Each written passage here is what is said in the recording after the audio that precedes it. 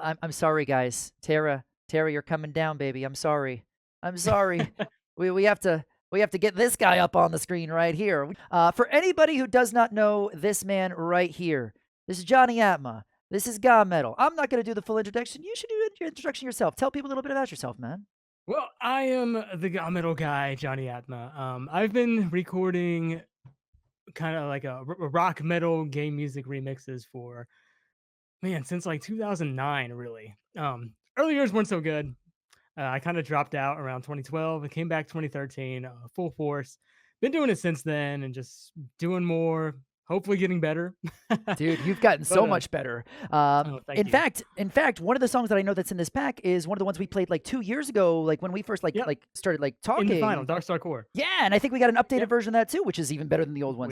We'll be playing that today, right? Sorry to interrupt, Absolutely. but continue. I mainly play like my main instrument, so to speak, guitar number 1, drums number 2. Drums is like right behind it. A lot of people don't know that about me. Like I love playing drums so much.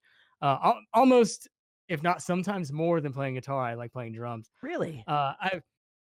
Several years ago, like late 2000s, I was in a funk and R&B group and I played keyboards and sang. And so that's where I got a lot of my keyboard experience. I don't practice it as much nowadays just because I'm so limited on time. I can only practice so much. I mainly practice guitar, bass a little bit, and then the drums. So that's how I learned how to play all that stuff. And musical background is super deep and intense. I feel like your stuff works so incredibly well for plastic guitar, almost more so than other YouTubers that do covers, because your songs normally have the synth in them. They normally have really good leads that are designed in a way that will fit really well to the 5 fret as well. And I don't know what it is, but I think it's some of that metal that's in there, and video game music normally works well as well. So everything together just made this feel like this was going to be an amazing pack, and now it's out. So anybody that's here that wants this, !GaMetal in the chat. It's free to download, 50 plus songs in there, and they're all playable in Clone Hero. With that being said, I think we should jump into this. This is the GaMedley, which is the beginning of the set list. Yes. And this is supposed to have all different songs that are in this pack together into basically a medley. Is that what I'm getting out of this? Yeah, like this is like the bootleg version of Jules's iconic games medley. all right. Go for it. I see you guys in chat. Shout out to the GaMetal Discord community. I know they're in here. Oh shit! Dude, I'm so stoked to play this. And we got the lyric support up the top. Tell us what it is. Neat. Beautiful. Jason had all these songs in the back. Okay, Rex, that sounds good. Oh, dude, the transitions. How long did something like this... So I know that you mainly do lots of like Kirby and things like that, but you have been doing other genres, different games as well. Yeah, I try to mix it up quite a fair bit. Okay. Obviously, you're not going to see much of that mix in the... I mean, you'll see a lot of different games in this medley, but one of my key focuses with GaMetal is to do songs from games and just songs in general that people don't remix. Okay. Because, you know, a lot of times people are like big fans of those songs and they just get left behind for the more popular stuff. Like taking Kirby, for example, even though it's a popular game. Mostly you're going to see remixes of Gourmet Race, maybe King Dedede's theme, maybe one other thing, but that's it. And I just did the Kirby tribute album a couple months ago, and did like 10 different songs from Kirby. And before that, for years, I've been doing different Kirby stuff. And, very cool. Aside of that, you have like really obscure games that we covered as well. Like I just did a song from Super Robot Wars, Original Generation. Freaking Courtney Gears Battle from Ratchet & Clank. You know, stuff like people wouldn't expect a rock or metal guy to remix. I really like doing those. And then like one key game that comes to mind for that kind of stuff is Wario Master of Disguise. I had never heard of the game or the soundtrack until it was requested, and I checked it out. And it's like one of my favorite DS soundtrack sounds. It's just so cool. That's and amazing. I've done like 3 songs from it since. So here's a question for you then. I know you were just saying like you like to pick songs, things like that may not have been remixed, things like that. What's the process you normally do for picking a song that you're going to remix? Is there like just like, okay, this is something I just love listening to and now I want to do my own version of it? Or is it things you find just over time, or all just things you've played in the past? Things that have affected you emotionally? You know, let me know your process. It's a bit a combination of a lot of things. I look at YouTube. I skim through the YouTube comments almost every day and look and see what people want to hear. Another big part of it on Patreon. On my Patreon, I have the Patreon request list, and I draw 1 to 2, maybe sometimes 3 songs a month from that. And those are completely random, so it can be from almost any game. Dude, this part sounds so good. Some of the most random stuff comes from. And yeah, that's really it. Like, I pull from the YouTube requests. If I see a certain thing get requested a little more often than everything else, I'll check it out, even if I'm not familiar with it. I try not to be too biased, because if I was biased, I would be doing like Final Fantasy and Kirby and Mario, and that's really it. But because of the community requests, I've been able to expand the horizon of GaMetal, I suppose, into just including a lot of different songs. Dude, that's so freaking cool. Hell yeah. The community has a huge impact on what gets done. Like, I very rarely pick things just for myself these days. But I don't mind, because all the songs are really cool. That's neat. I mean, hey, that actually kind of reminds me of even when we used to do suggestions here all the time, right? Yeah. And the only reason that we just stopped doing that recently is because the same things kept coming up, right? So yeah. I definitely understand that whole getting more variety in. So does that mean that a lot of the time you're going to be like pulling from things that you're just really loving as well in the past, other than just suggestions too, or? Yeah. Like, if I see something getting requested a lot and it's something I'm familiar with and right. love, like, it's going on the to-do list. Like, I'll find a way to get it on there. But like I said, I don't want to be too biased with my picks. Sure. It'd be too one-dimensional. I'd be doing the same songs and games over and over again. And I feel like the variety of GaMetal song picks is one of my big draws, really. Right. People drawn in, because it's like, oh, he's doing this song from this game, and no one else is gonna do that. Yeah, it does seem sometimes that like I know exactly which one I want to go to next for you saying this. The next tune that I want to play, just because I saw it was in here, because I saw that you covered something that I loved from my childhood that I never really see remixes of, which is is it Lufia? Yes. I knew it. No, you told me you liked Lufia, and I told Roy, I was like, I really want to make sure that boss battle for Lufia 2 is in this pack, specifically for Jason. That's very kind of you to do that, because I am an old school JRPG nut. Oh, dude, me too. And when it comes to Super Nintendo stuff, Lufia 2 is one of those games that I feel like was always really overlooked. And when I first found you doing that, like when I first saw you did that cover, I had the widest grin on my face. Very similar almost to like what I have right now. Yeah. Because that boss battle is just epic, and your version of it knocked it out of the water, dude. Oh, thanks, Jason. But like, yeah, the SNES era of RPGs is my thing too. They had some of the best music, some of the best game storylines. You know, they really had to push with the storylines back then, because, you know, you were so limited on graphics. They were like, the story has to kick. Yep. So completely agreed. Real quick. Oh, hey, there's this nice little pause here. That's actually a good place for me to pause the actual game and point to what Zombie just said in the chat. And I have to like just point right behind me here to where this is. Because Zombie said something very important in the chat, guys. If you don't know Johnny, if you do not know GaMetal, then do me a favor and click that link and go give him a sub, because a sub is free on YouTube. If you use YouTube, he's getting this close. He's this close to a giant milestone, which is 100,000 subs. And I'd love to see him get his 100,000 plaque. I want to see that back on your wall back there behind you. That would look really rad back there, dude. We're getting there. 700 to go. It's gonna happen. 700 to go. That's a few days away. I need you guys to help make it happen fast. Oh, I'm sorry. I paused on Halo. Let's get back into this. Oops. Oh yeah, Halo. We haven't even talked about the song. We just I was gonna say, we've been so busy talking to one another that we haven't even mentioned the songs that are in this. Yeah, Halo. Halo's pretty cool.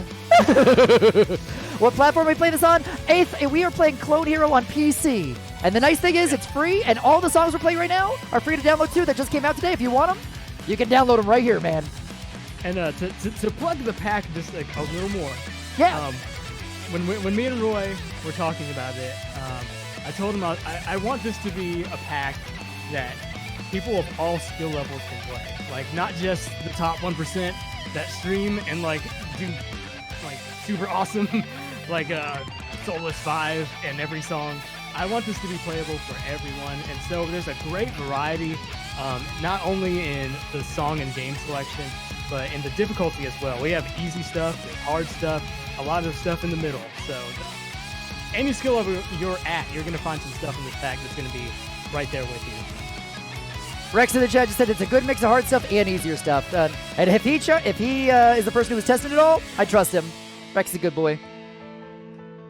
I'll give you a fun fact since we haven't been talking about the GaMedley. Is it this Punch Out, right? Yeah, I put the Brawl theme in here, and I kind of got some flack for it. Really? Because people were like, "Why wasn't it Melee?"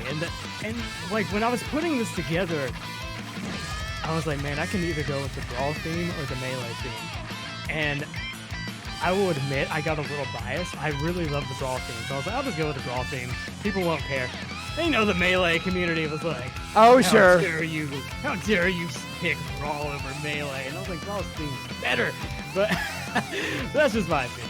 Jeez. It could have gone either way. I did Brawl just because I like Brawl. I think it's more musically soothing or something. Jeez, man. Dude, the Smash Brothers community gets so into it, though, man. Yeah. Like, they were just, like, super... Oh, shit! Oh, God, I just... I'm sorry, I just jumped and missed because I got so excited that this was in here. Here's the dumbed-down version of the true Wily Castle. Not the one that we played a few months ago. Yeah. Oh, God. This one's a lot easier.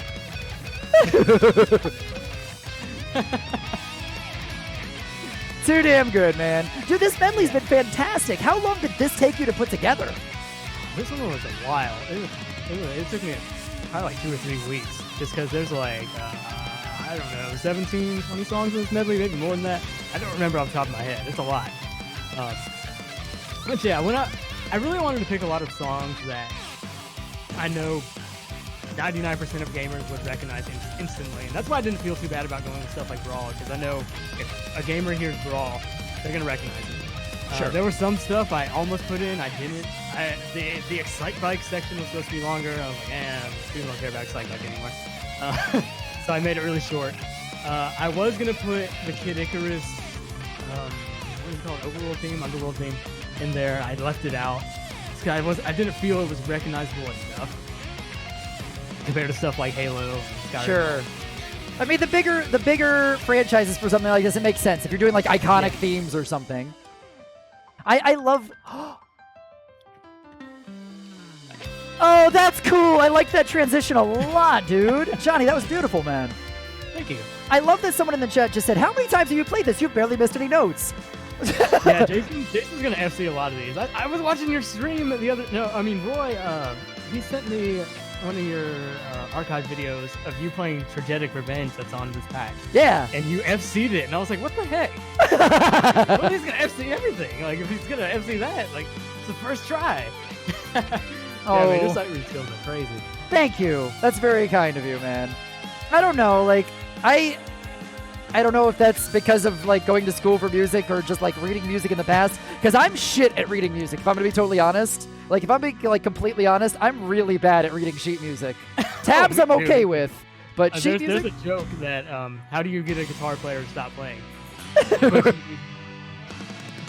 Yeah. Skyrim! Somebody asked something in chat.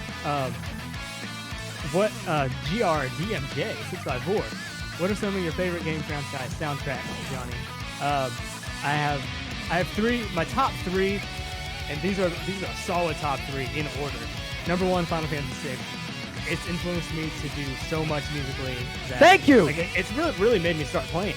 Johnny, you just became my best friend. Final Fantasy VI, man. Number 2, Super Mario RPG. That one had a big impact on my childhood. So I'm really pushing for Geno and Smash.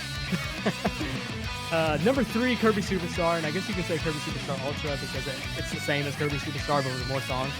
So those are my top 3.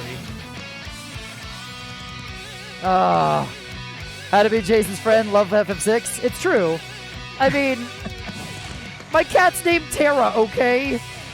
Jeez. Good name. I wish I had the cat cam up on the screen right now. This would be perfect. So for everybody to see what actually is in this pack, so everyone knows, this is 53 songs. We've only played the first. We just played the GaMedley. And this is everything else that's in here. We got A Hat in Time, Banjo-Kazooie. There's Castlevania, Chrono Trigger. Good Lord. All the Final Fantasy. The Kirby. The Lufia. Oh, I'm so excited. The new version of Dark Star Core. Hell yeah. The Nights into Dreams. Man, that's awesome. That's so cool. Guys, for everybody that wants a real challenge, this is also included in this pack.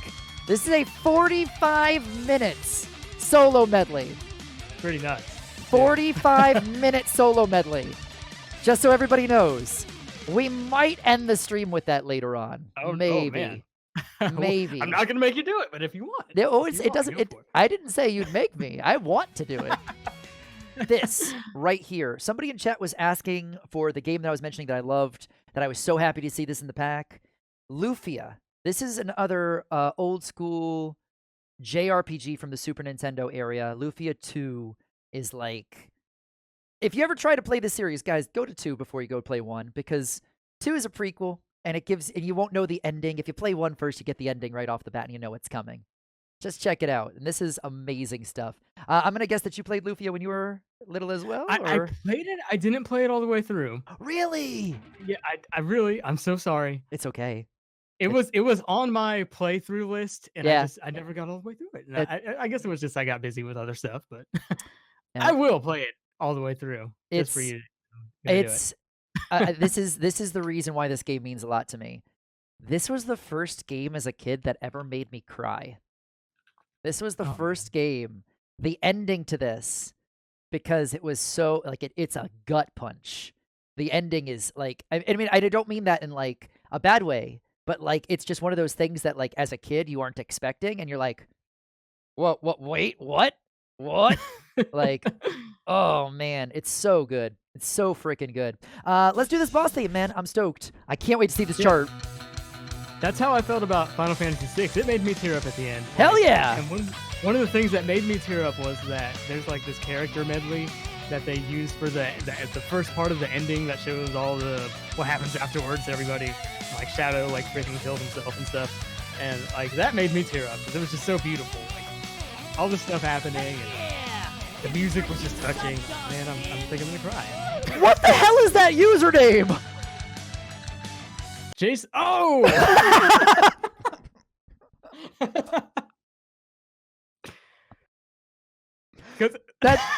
Wow. That is a very thick amount of subs that just got dropped here in chat. That is a load of them right there. You could say that was a girthy amount of subs. Girthy, very much so. Thank you, Mr. Throbbing, for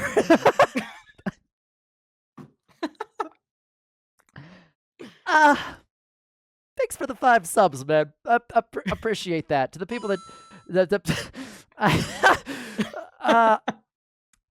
Tall Matt just tipped $5 and said sorry, not sorry. So I'm gonna assume that's his alt account. Thank you, Tall Matt. I appreciate you. Thank you for the support. That's that there was also a cap of pride in that tip message. Matt, thank you for sticking that in here. I appreciate you. To the people that just got subbed on, please enjoy those emotes. Spread that love and hype, guys. Oh, my God. Well, that's one way to interrupt the conversation. Dude, I'm excited for you to play this, though, if you do play it. For anyone that loves classic JRPGs, I cannot recommend Lufia 2 enough. It is a little straightforward. A little bit. But I think the story's pretty good. Especially for that Super Nintendo. Sorry. I have a song coming up pretty soon from the first Lufia. Really? Really. Ooh, dude. Spoiler. Not gonna say what you want. Let's go. I'm excited for that. If there are any songs on this pack that you feel we should definitely check out, please let me know, because I want to do things that the community suggests from the chat.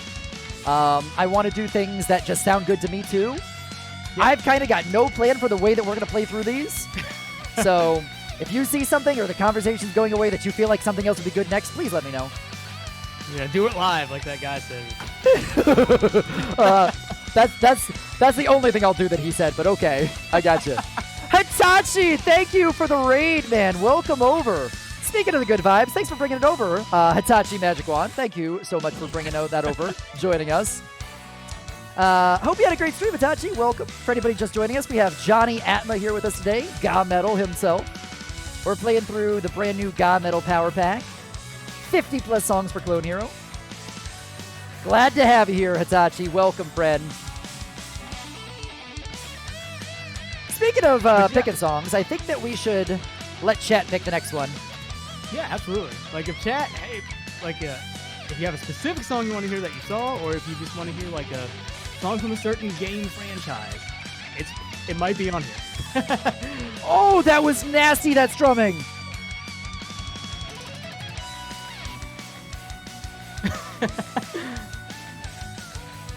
Ooh, that synth too, dude. I like that. My synth, man. I was gonna say, I really like that patch, whatever you're using there. That sounds wonderful. It's something from Logic, I think. Can't remember. Want to sneak a question before I have to leave for Johnny?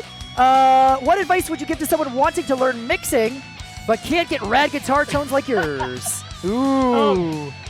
You know, man, for one, learning your way around EQ is a big deal. Like, I'm still learning my way around EQ stuff myself. But, like, with guitar, like, for the basics, you drop out a ton of your lows. Like, I think everything up to, like, maybe 120 hertz, and then you drop off a bunch of your highs. I think I pull mine back all the way back from, like, 7K.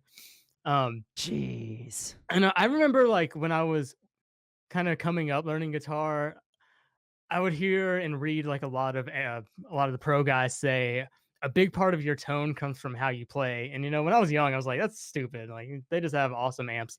But it really does. So like getting better at playing is going to help you sound better as well, despite what tone you have. I mean, look at Randy Rhoads. Randy Rhoads' tone was crap. Like, let's be honest. Randy Rhoads' tone was not good. It was like, if you put it up against anything from today, it's just going to sound awful. But he was just such a phenomenal player that he made it sound good.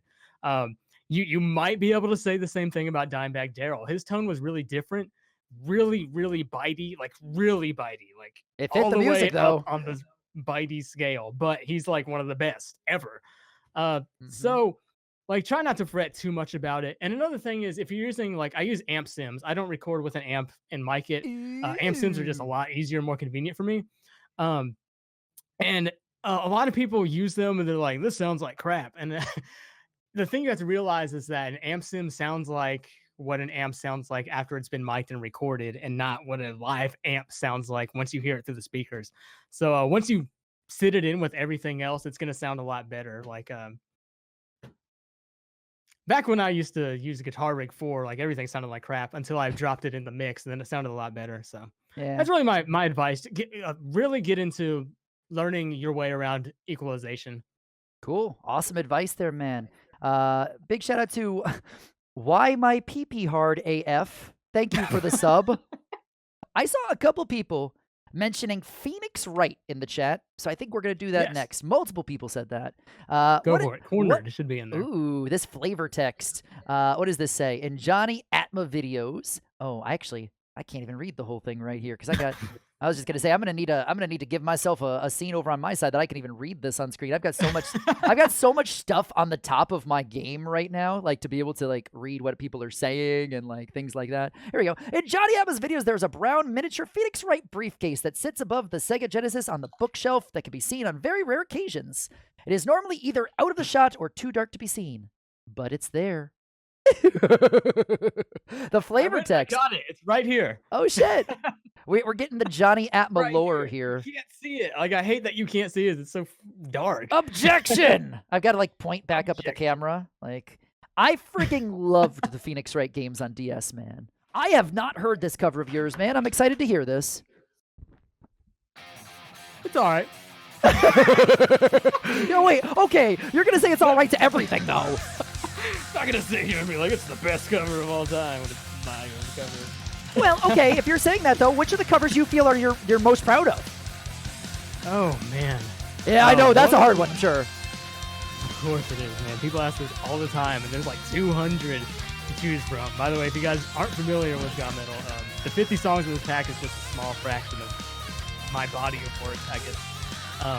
But one of the first ones that comes to mind, and it is in this pack, and we're going to play it later because a lot of people want us to. Star Dream from Kirby. It was the first song I did in 2017. Man, it's such a... The original is good right off the bat. There's 3 different phases. All of them are good. I even included the second phase that doesn't get a lot of love because it's kind of slower. The original, I guess some would consider it boring, so I just threw a guitar solo over it, like the entire thing. But man, I worked so long on that song, and like I would spend like an hour working on like an 8-measure section with the synth because there's so much synth stuff going on, especially in the Robobot soundtrack. In most recent Kirby games, they've kind of gone a little crazy with the stuff going on in the background, so I had to learn all that stuff.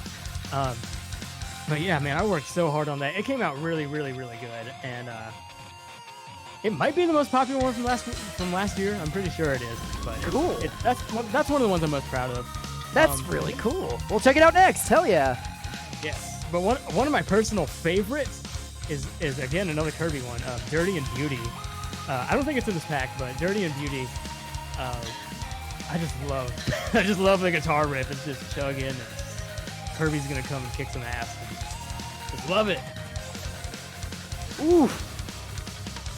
These open notes are mean.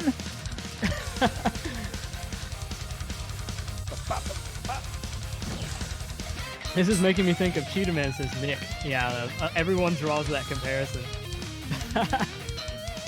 Hitachi, enjoy your lurk, friend. Thank you so much for the support, dude. Ooh! Damn! Moonlight Blossom I actually think is better than Dirty and Beauty, says Harley. Yeah, well, that's fair. I prefer Dirty and Beauty, but I did do Moonlight Blossom on the Kirby album I did 2 months ago. So, got you covered. Soul Deity, thank you for 5 months, man. Welcome back, dude. Keep spreading that love and hype. Oof. Chaos, loved it when you mixed 02's theme and Dirty and Beauty. Glad you liked that, Chaos. I thought it was really, really cool. Dude, that was killer, man. I really enjoyed that. Hell yeah. It fit in so well. That was a neat little cover of Pursuit, man. Hell yeah. So we were just talking about Star Dream, Kirby. The flavor text in the chart here says Jonny Atma put an extreme amount of detail into the background synths of this song. Sometimes spending an hour. Oh, this is like exactly what you were just saying. This is great. Yeah. Spending an hour on an 8-measure section synths alone. He doesn't get out much. Wait, what? That's I had some fun with some of these blurbs, so you're gonna have to. Oh, wait a second. Pardon You wrote them yourself. I thought that was Roy taking a dig at you. I was like, oh wow, Roy, geez, man. If anything, Roy was like, you don't have to be funny, and I was like, yes, I do. That's great. Note: make sure you can see the lyrics for this one. Ooh, okay. Yeah, but I believe he's got the different faces up on the lyrics here. That's cool. I don't think I've heard this one from you either, man. I'm excited. There's some special stuff here. All right, Roy. Looking forward to it, dude. Also, exactly what Zombie just said. For anybody that does not know Jonny, please give him a sub over on YouTube. Check him out, guys. His music is wonderful. And he's a good dude. You guys sub to Jason, too, if you're not.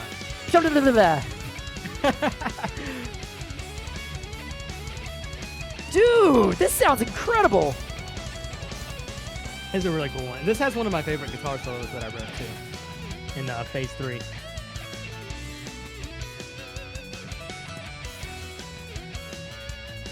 Now, we talked about before, like the larger, like the medley, how long it took you to put together. I didn't ask for a typical song though, because you do release multiple songs in a month. Do you take the same amount of time with just a song like this as well, or are the things that aren't medleys a little bit of a different process? It all depends on the difficulty and the length. Medleys take me a long time because I have to learn and arrange multiple different songs, especially like with I do yearly Nintendo NES medleys. That stuff can take me like almost twice as long, or I have to put in twice the amount of time working on it. Whereas with like the average song, Star Dream's not really the average song again, because this is a medley, and the synths here are so complicated and complex. I mean, it's nothing like crazy hard. It's just that there's so many different layers and things going on in the back. This one took me forever. But like the typical song, like the Lufia one you just played, that might only take me anywhere from four to 6, maybe 7 days, depending on how long the song is. So it doesn't take me too long. Sometimes like I've been kind of changing my workflow around a little bit. So sometimes I'll work on like multiple songs at the same time. Like I'll do drums and rhythm guitar and maybe bass, and then I'll come back and do the leads and the rest to finish it up. And that way I can just knock songs out really quick, back to back. Makes sense. So yeah, so probably like if you were to take each song individually for the average 3-4 minute song, probably like no more than a week. That's still damn impressive to me, man. Like, Thanks, man. considering the work that I've done musically in the past, because like I've never recorded like my own stuff professionally or anything, but I've dabbled, and I just know how much work it's taken for me to make even the things that I've made. Yeah. So I don't know. I respect the hell out of it, and I'd love to see your processes in action, dude. It's crazy. One day I'm gonna do a kind of a video show people my process. There's a lot of swearing and slamming my fist on the desk. So you mean like exactly what I'm streaming? It's like the exact same thing, except for me, it's not just like swearing. It's sometimes just random sounds. You know, Yeah. I'm over here like and you know, and just like randomly saying things about peepees, apparently, like we've seen already. Most mature stream on Twitch right here, ladies and gentlemen. Come on Twitch, just be like the super serious guy, and then freaking TV guy sends you 5 subs. We're thankful for all of this, and gals. Completely, Without man. them, we couldn't do what we do, huh? Amen to that, dude. Somebody in chat was just asking about this, and I do want to touch on this. Somebody was talking about the difference between like playing Clone Hero, something like this, and playing real guitar. So I've got to ask, are you a fan of playing plastic guitar? Man, when Guitar Hero 1 first came about, I had friends that were really into it. Yeah. Did it come out on normal Xbox or 360? It was 360 Guitar Hero 2 is when it was moved over to Xbox. Okay. They had the first one. Whatever console the first one was on, I didn't have it.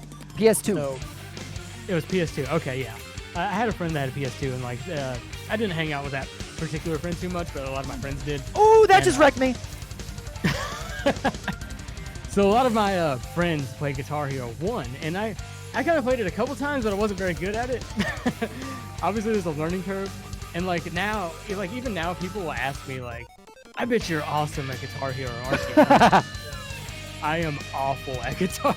Like if I were to stream these charts, it would just be like a mess. Like I would be missing every other note.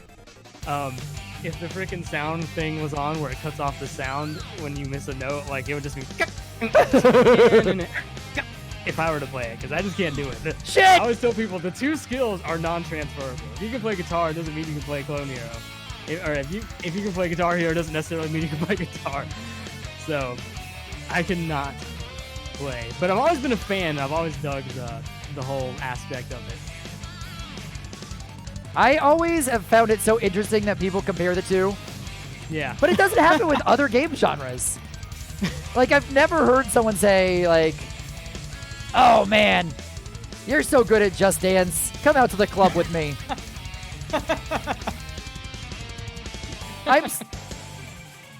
Ooh! Ooh, this is getting evil at points, man. It is.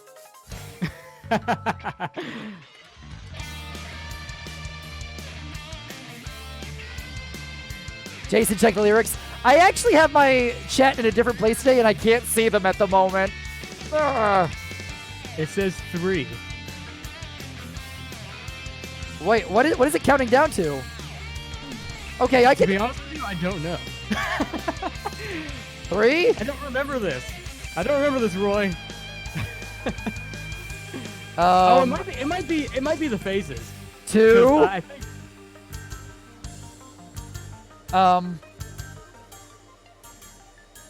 Okay, it's definitely not the phases then. Maybe it's just the end of the song. Oh no, I think he's counting down to the solo. I'm so confused. The boss uses giant numbers? Oh, that's right. Okay. 1?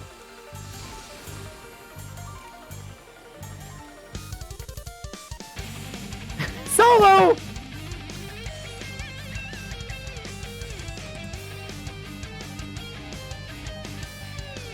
Want to see if you have to see it. This one's not too crazy. Okay. So if this one's not too crazy, I need you to pick a crazy one for me next. Oh, I will.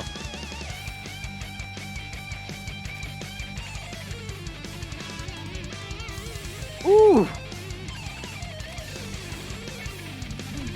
Yuck! F. Oh, man.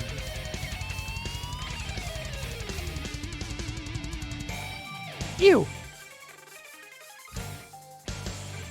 This one got really... This, I think, is the hardest one we played so far. That friggin' part of the synth is... Brutal. I remember when Roy charted it, I was like, you really want to do it like that? So crazy. Hey, if it works. If it works, if it's playable, then it's good. Wolfie, what's that? According to Johnny, this has the hardest riff that he's ever recorded. What is that? I think I missed part of his saying. I think I missed part of it. Okay, well, now that he said that, I gotta ask you, what's the hardest riff you've ever recorded? Oh, Illusion. Okay, Wolfie was talking about Illusion. Yeah, Illusion is really freaking hard on real guitar. We can go to that one next. I think that'd be a pretty good difficult one. It's not the most difficult in the pack. I want to save that one for a little later. That's going to be Chaos Angel. But Illusion. Illusion's hard in game also, Rex says. All right, cool. Illusion on real guitar is probably the hardest song for me that I've played. Aside from in NES Medley 4, there's a Roving Tank from Mother is in there, and that's like crazy. But Illusion, the entire thing is just nuts. Let's do this. Illusion F0. Silent Protagonist. I think I had one on the possibility list. I'm not sure if one got in or not. Wario Master of Disguise in this pack. Ooh, dude. I like that riff. Yeah, this riff is awesome. And Rido charted this one, apparently. Shout out to Rido. Good job, Rido. Oh, shit, this is fun.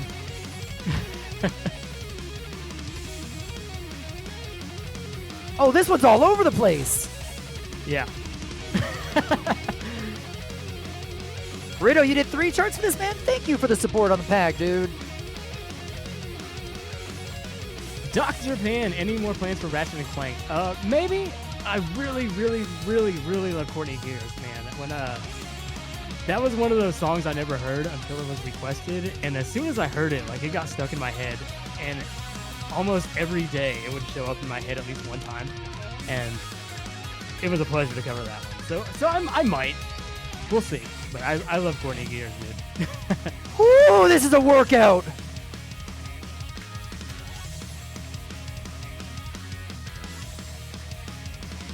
Yeah, this one's rough, man. I'm actually not able to read chat as much with this one, man. So far, so good, though. That don't mean much. All it takes is 1 second, man. That's true. Oh, that's rough. Mystic, what's the weirdest song I've covered that's not Pepper Steak? Yeah, if you guys, for y'all that aren't familiar with me, Pepper Steak from Off is the weirdest song I've ever done. Outside of that, man, I can't think of anything off the top of my head, but there's a couple out there. I'm sorry, Mystic. I think something for you. That transition was nasty. I like that.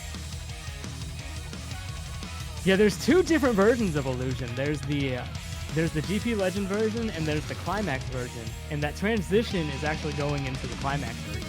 Solo!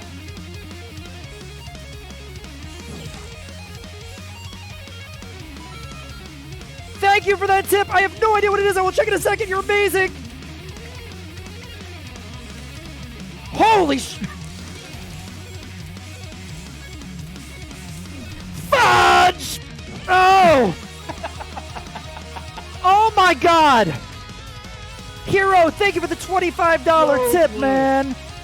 So close. I pulled out my inner freaking Michael Romeo for that solo. I was gonna say that was very Symphony X. Yeah, dude, I love Symphony X. I've been listening to them for years. Have you checked out Michael Romeo's new solo album? I haven't heard a solo album yet. It's really good. We just got it charted. We've been playing through it, and it's I gotta check it out. I keep forgetting. Someone told me about it like a while ago.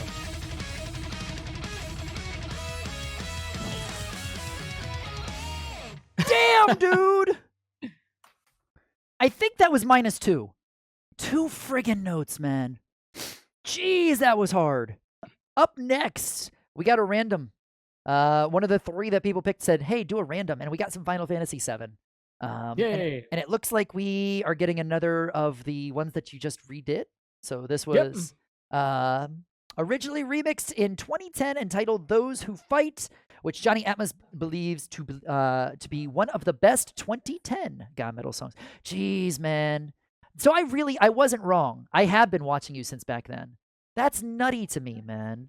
Like, I can't believe it's been that long. Jeez. Long time in the making. Wow, dude. And this one back then was pretty solid, I thought. But this one's a lot better. Cool. All right. I don't think I've heard the remix version or the new version, so let's do it. Yeah, this one I lengthened it. I don't know if I added a new solo, but it's definitely longer. Oh, yeah. And hey, we're getting back to the RPGs, which means I'm going to be happy. So you said personally that you also grew up in that same area like I was, with like SNES RPGs. Yeah. Can you run down some of your favorites for me? Because I'm dying to know. All of the old Final Fantasies, up to like, the last one I played was 8. I didn't play 9, but 1 through 8, played all of them. Loved them. Loved the soundtrack. Loved the stories. Those were my main gigs. Super Mario RPG, another personal favorite. Oh, man. It's so hard to think when you're put on the spot. Oh, dude, trust me. I know from the streaming thing. Dude, trying to like be witty for multiple hours a day, shit's hard, dude. Man, let me think. There was like I went through like this period where I played like a lot of like obscure stuff. There was some game on Super Nintendo. I can't remember the name of it. It was like you were a robot. It was like an RPG. I can't remember what the name of it was. Was it by chance RoboTrek? It might have been. Because that game was amazing. I'm pretty sure I played every single Super Nintendo RPG. So throw whatever at me, I'm okay with it. Because I remember I like looked up like a list back in like the early internet of like top 10 Super Nintendo RPGs, and I was trying to go through that list. And I remember I played that one. That's how I found out about Lufia and stuff like that too. Dude, I am a sucker for that stuff right there. I got to the point where I personally ran out of RPGs on Super Nintendo, so I started looking like, woo! What the fuck? Holy shit! What?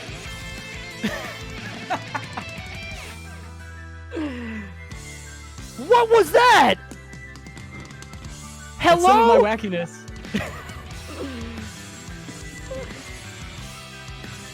Okay. Hi. Back to normal. What was I saying? Old RPGs. Shining Force. It's kind of in the same category because it's one of those tactical RPGs, but that's like the only tactical RPG I ever played for, the Shining Force for Genesis. Shining Force was amazing, but I had a really bad experience with Shining Force 2 that I never got to finish it because of it, which is that we were like towards the end of the game, and then my friend and I that were playing it through, we turned on my Genesis and the file had deleted. Oh no! Yeah. So I never got to finish it. Dude, that sucks.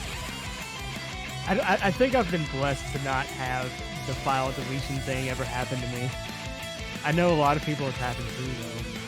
It sucks, especially on like Pokemon and stuff. All right, focus mode. Nope. Almost there. No jokes. Come on.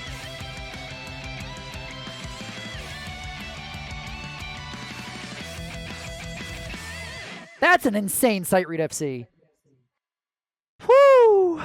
That is. Yes. That's a good feeling right there, man. Jeez, that solo caught me completely off guard, man. I think we got up next Egg Reverie. Oh, that's a tough one. Is it? All right. Yes. All right. Where's some Sonic at? Sonic Mania, Egg Reverie. This remix also features the unused Egg Reverie pinch mode track for the last part of the song. According to Atma, the guitar leads were too crazy not to acknowledge. What do you mean by that? I didn't want to leave it out of the remix. I didn't want to leave it out of the arrangement because in the for some reason it's called pinch mode. I don't know why. Mm-hmm.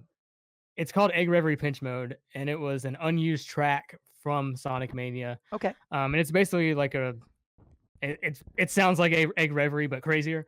There's just like this crazy guitar solo, and I didn't want to leave that out. Oh, if wow. I was gonna do Egg Reverie, the I guess first part. Sure. I didn't want to leave out that solo because it's just crazy. So awesome. You'll see. All right, looking forward to it, man. Hey, Space95, thank you again for the 4 months as well, dude. I really appreciate that resub. Welcome back, man. So good to have you. Let's do some Sonic Mania. Looking forward to this solo, man. And I think there's two solos. There's the one in part 1, and then there's the end, which is nuts. I think I've actually heard this one. I think I listened to this one on your channel. Melody Baloney, welcome back for 14 months. Oh, I've heard this one. I like this one. It's an awesome song. It's really catchy. T-Loaf is just phenomenal. Hey, look at that right there. Bluestone Jim in the chat says, GaMetal is one of my favorite metal artists. Yay. Glad to be a part of your favorite list, Bluestone. It's an honor. Does that ever blow you away that you've come this far? Like, now, like, you started this, you said around like 2010, right? So, been a long time ago. Yeah, and I get like, it blows me away when I get like emails from people that are like, you've inspired me and influenced me to do this and do that. And it's just like, it's just so touching because it's like, I never thought I would be at that kind of level. And like, you know, sometimes like you would think like you're not at that level, like where you could have an impact on someone's life. And every time I get messages, comments, emails, stuff like that, it's just so, makes you warm and fuzzy inside. Agreed, so yeah. It's so hard as a creator because you don't ever get to see people watching your content, you know? Yeah. You see the numbers, but you don't get to see the reactions. So you never know how many people are laughing or enjoying or smiling, right? That's one of the hardest things about being a creator. And then when you see people say that, it's almost hard to believe, I feel like at times, at least for me. Is that the same way for you? Yeah, absolutely. And then like, another thing with GaMetal, how I said earlier, I do a lot of stuff that people don't do. One of the things that makes doing unpopular songs, remixing unpopular songs worth it to me is when I get the person that'll say, I never thought in a million years anybody would remix this song and you did it and you're just so cool and stuff like that. That's what makes it all worthwhile to me. And I feel like that's the kind of stuff that wins you true fans. Sure. Doing those songs that no one else is going to do, as opposed to doing the 5,000th Zelda main theme remix. What the fuck was that? I told you, man. I told you.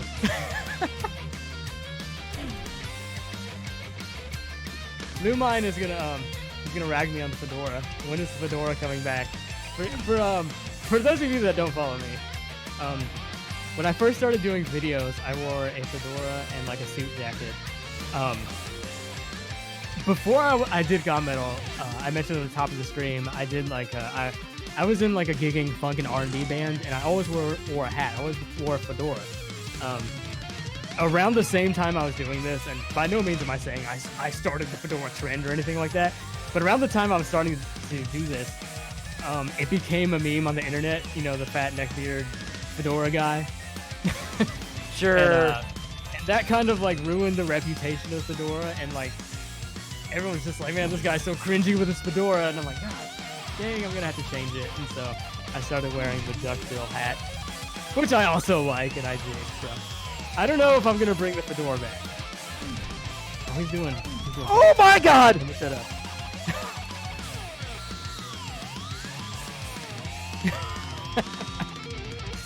Jesus, dude. Yo, that was so fun. Okay. Yeah, that one's nuts, man. That's probably the second hardest in the pack.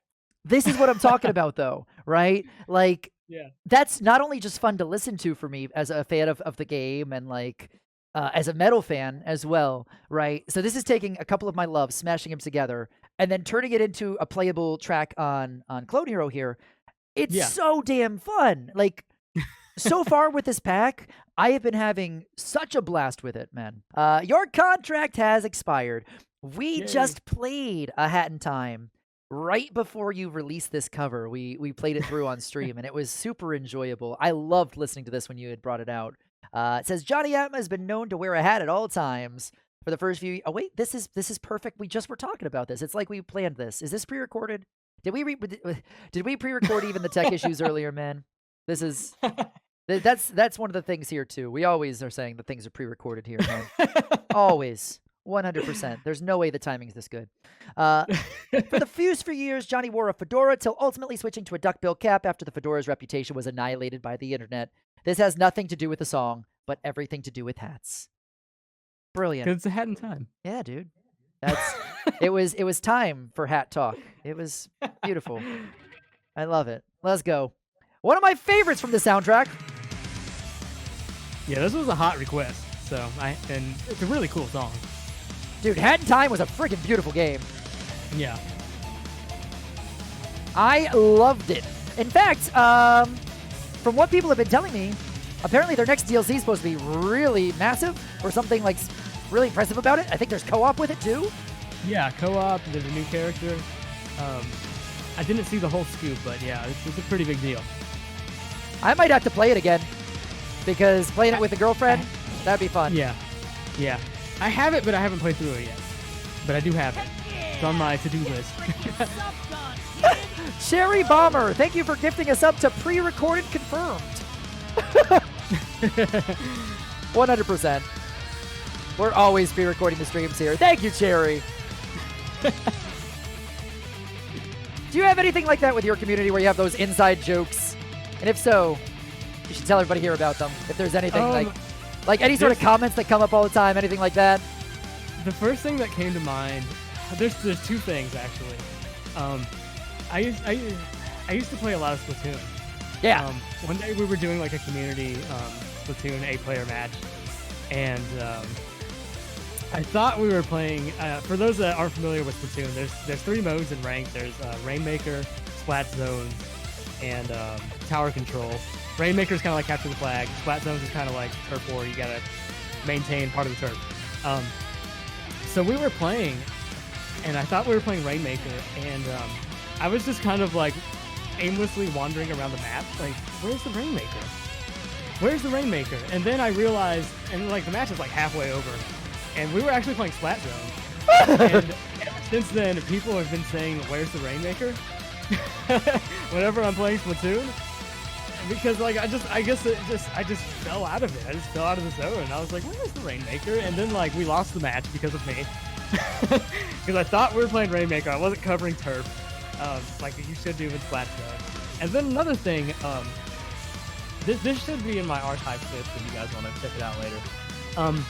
As a joke, I did a blindfolded Super Mario Bros. 1. I was just trying to get as far as I could. When I first started, man, this embarrassing, but it was really funny to watch afterward. So I put the blindfold on. I can't see a thing. I can only hear, and so I'm doing what I think is the run, and I'm going, and all I can hear is Mario's jumping, and I'm like, okay, this is going a pretty long time, and I was like, I wonder what's going on. Like, what is happening? Like, I can't believe I haven't died yet. And I was doing this for like maybe 15, 20 seconds. And I was like, okay, I'm gonna have to just peek and see where I'm at because I don't know what's going on. I should be dead by now. I had just been sitting there jumping because I didn't have my directional inputs mapped on my controller. So I was only jumping up and down, and I was saying things like, how have I not died yet? While just jumping up and down. And that's one of my favorite moments. Yeah, stuff like that, and that's kind of become a thing. Like, how have I not died yet? Even though I haven't done it, I'm just sitting there jumping up and down at the very beginning of the level. Dude, that's how have I not died? Like, what's going on? That's one thing, and there's just a bunch of little stuff like that, man. That's fantastic. Community stuff is the greatest. I freaking love it, man. Just the things that come together from being able to share like similar passions, things like that with other people that like are a part of the community. Yeah. It's so good, man. That's so good. That's actually something that I'd be interested to see. Like, have you ever thought about, like, for example, here we take some of the funny moments sometimes and turn it into content, whereas you mainly do like covers, things like that. Have you ever thought about maybe trying to inject some of that into your stuff as well? Maybe like take some of those moments and almost put like a little like the GaMetal spin on it. Like if there was a room to fit that in there. Have you ever thought about doing something like that? If I could find the opportunity, I will do it. That's what I tend to do. I mean, hey, so maybe like, if I do a Super Mario thing, I'm gonna have to stick that clip in there somewhere. I was gonna say, do we have any Splatoon here? Hey, there you go. We do. So Tidal Rush. There we go. So let's do that then. We're just talking. This one's got a pretty another one of my favorite solos that I've written, especially recently. Okay, hell yeah. I'm seeing people type out a lot of our GaMetal Discord memes as well. Simoj Them, which is somebody typoed. I was playing a game with people where they guessed the song, and it was Simon's theme from Castlevania. Oh. And somebody put Simoj Them with a bracket. I accepted the answer because, I mean, I knew what he meant, and just from there, everyone's been saying Simoj Them. No links in general, because like no links in general is a rule we have just to keep general from being clogged up. Sure. And every time somebody posts a link in general, people just freak out and no links in general, and they do the bandhammer icon and. That's like us with our bands here. Then that's it. I think my mods, like if there's fetishes for Twitch mods, banning people has to be my favorite for my mods. Yeah. Like they definitely are a fan of it. You're of course familiar with 8-Bit Drummer. You know Rex as well, a mod for 8-Bit. He has a big thing for 8-Bit. He's got that bandhammer emote right there. I'll look over at chat from time to time and I'll see like one of my emotes with like the bandhammer in hand, and it's normally Rex putting it in there. That's probably, oh, there you go. There's Zombie 2. That's it. And I think that's honestly become, like, for the long-term members of the community here, that's one that I think is kind of weird for new people at first, because they're like, what's wrong with these mods? But it's people who would just be like, they'll be like, ban me, Dad.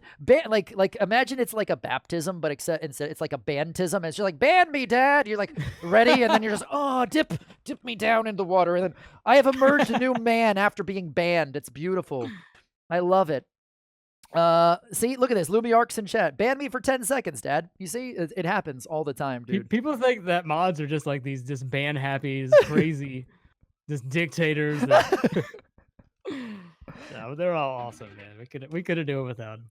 I suppose there was a tidal rush of bans there. That was horrible. Unlike this cover. Let's go.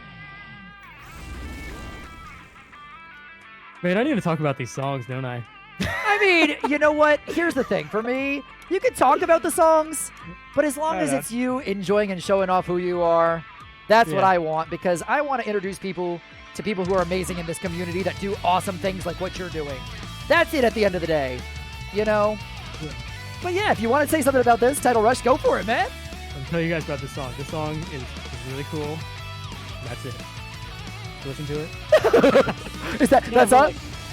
One of the cool things about this song is give a little history. the title rush. At the end of Splatoon 1, there was Callie and Marie amiibos released, and they came with their own solo songs. And it kind of seemed out of the blue. But then it would turn out at the end of Splatoon 2, spoilers, sorry. I guess I won't spoil it too much, really. But like the first 1 or 2 phases of the final boss is Title Rush, the theme. And it's a combination of their 2 songs mashed up. And I always thought that was really cool. And what I did here, I let the guitar handle, I think it's Marie's part with Tide Goes Out, and then I let the keyboards handle most of Callie's part, which is Bomb Rush and Blush. It's a cool song. I'm liking this. Admission here, I've never played Splatoon. It's cool. It's cool. I know. Splatoon is one of those games, man. It's like people love it or they hate it. But it's a really, really fun game, man. I was really into it for a while. I've been taking a break from it the past couple months, but it's really fun.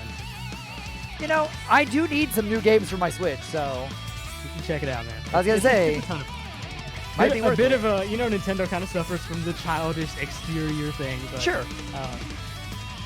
Fun game. Especially, and it's just so different from your traditional online multiplayer first-person shooter, or I guess in this case, third-person shooter experience. Do you know what this reminds me of at points? This actually has a little bit of vibe of an old Secret of Mana track comes to mind. I don't know why, but like for some reason, part of it just reminds me of an old Secret of Mana track, and I'm not sure why. You're probably right. I can't think of it though. Like for some reason that just reminded me of yeah. I don't know if that's like the old boss theme I'm thinking of, but Secret of Mana came to mind. Here comes a solo. Solo time. What the What you said that this no! That's way harder than other stuff we've been playing.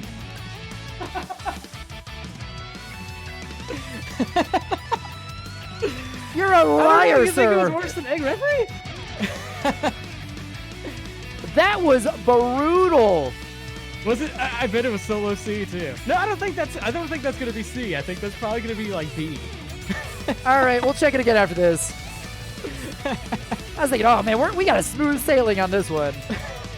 Right in the waves.